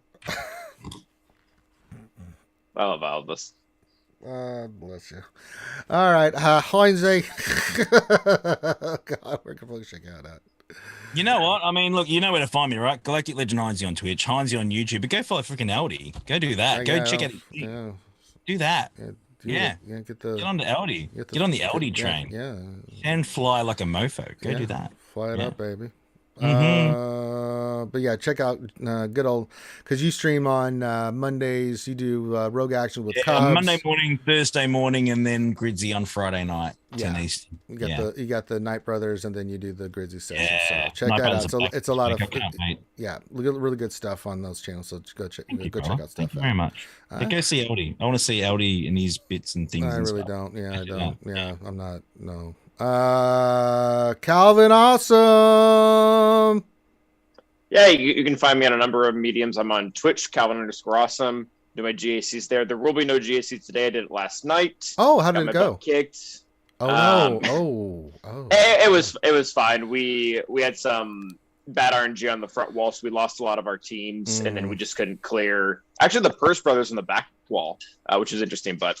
And then actually, like if anyone's really looking at a way to help, and like if you don't have a lot of time, go sub to my YouTube channel, just Calvin Awesome. That is really starting to take off, and there's a crucial moment for subs, and I'm right in the middle of it. So again, if you don't have time to watch a video or to catch the stream, just go ahead and go there and sub. And then I've also got the Mad Awesome Show podcast that I do with Tilo Mad that you can find on Spotify or iTunes. Hey, Calvin, have you passed 51 subscribers yet? I have. It's that opportunity is gone. Okay, fine. I'm sorry. Anything else, Aldi? Okay. All right. So thank you guys for joining us today. Have a great rest of your weekend. Just as a heads up, I know the Kenobi stuff's out. I ran it all day yesterday. There's more celebration news and stuff. And next Friday, I'll be doing the same thing. I'll start by warning the first 2 episodes, but then the rest of the day, I'll just do the 3rd episode so people can get caught up. So if you didn't get a chance to check out the new Kenobi series, which I highly recommend, it is fan-bloody-tastic. It is unbelievably good. Ewan McGregor. Just watch that man act all day long. He's so good. So good. But yes, you can check that out. And then please, as I said, go check out these great channels and support these guys. All right. With that, thanks to the panel. Thanks to everybody in the chat. Have a great rest of your day. And for all you guys in the U.S., happy Memorial Day weekend. Salute to all my brothers and sisters as we remember our fallen comrades on this Memorial Day weekend. So love you guys. Be safe, and we'll haunt you later. Peace out.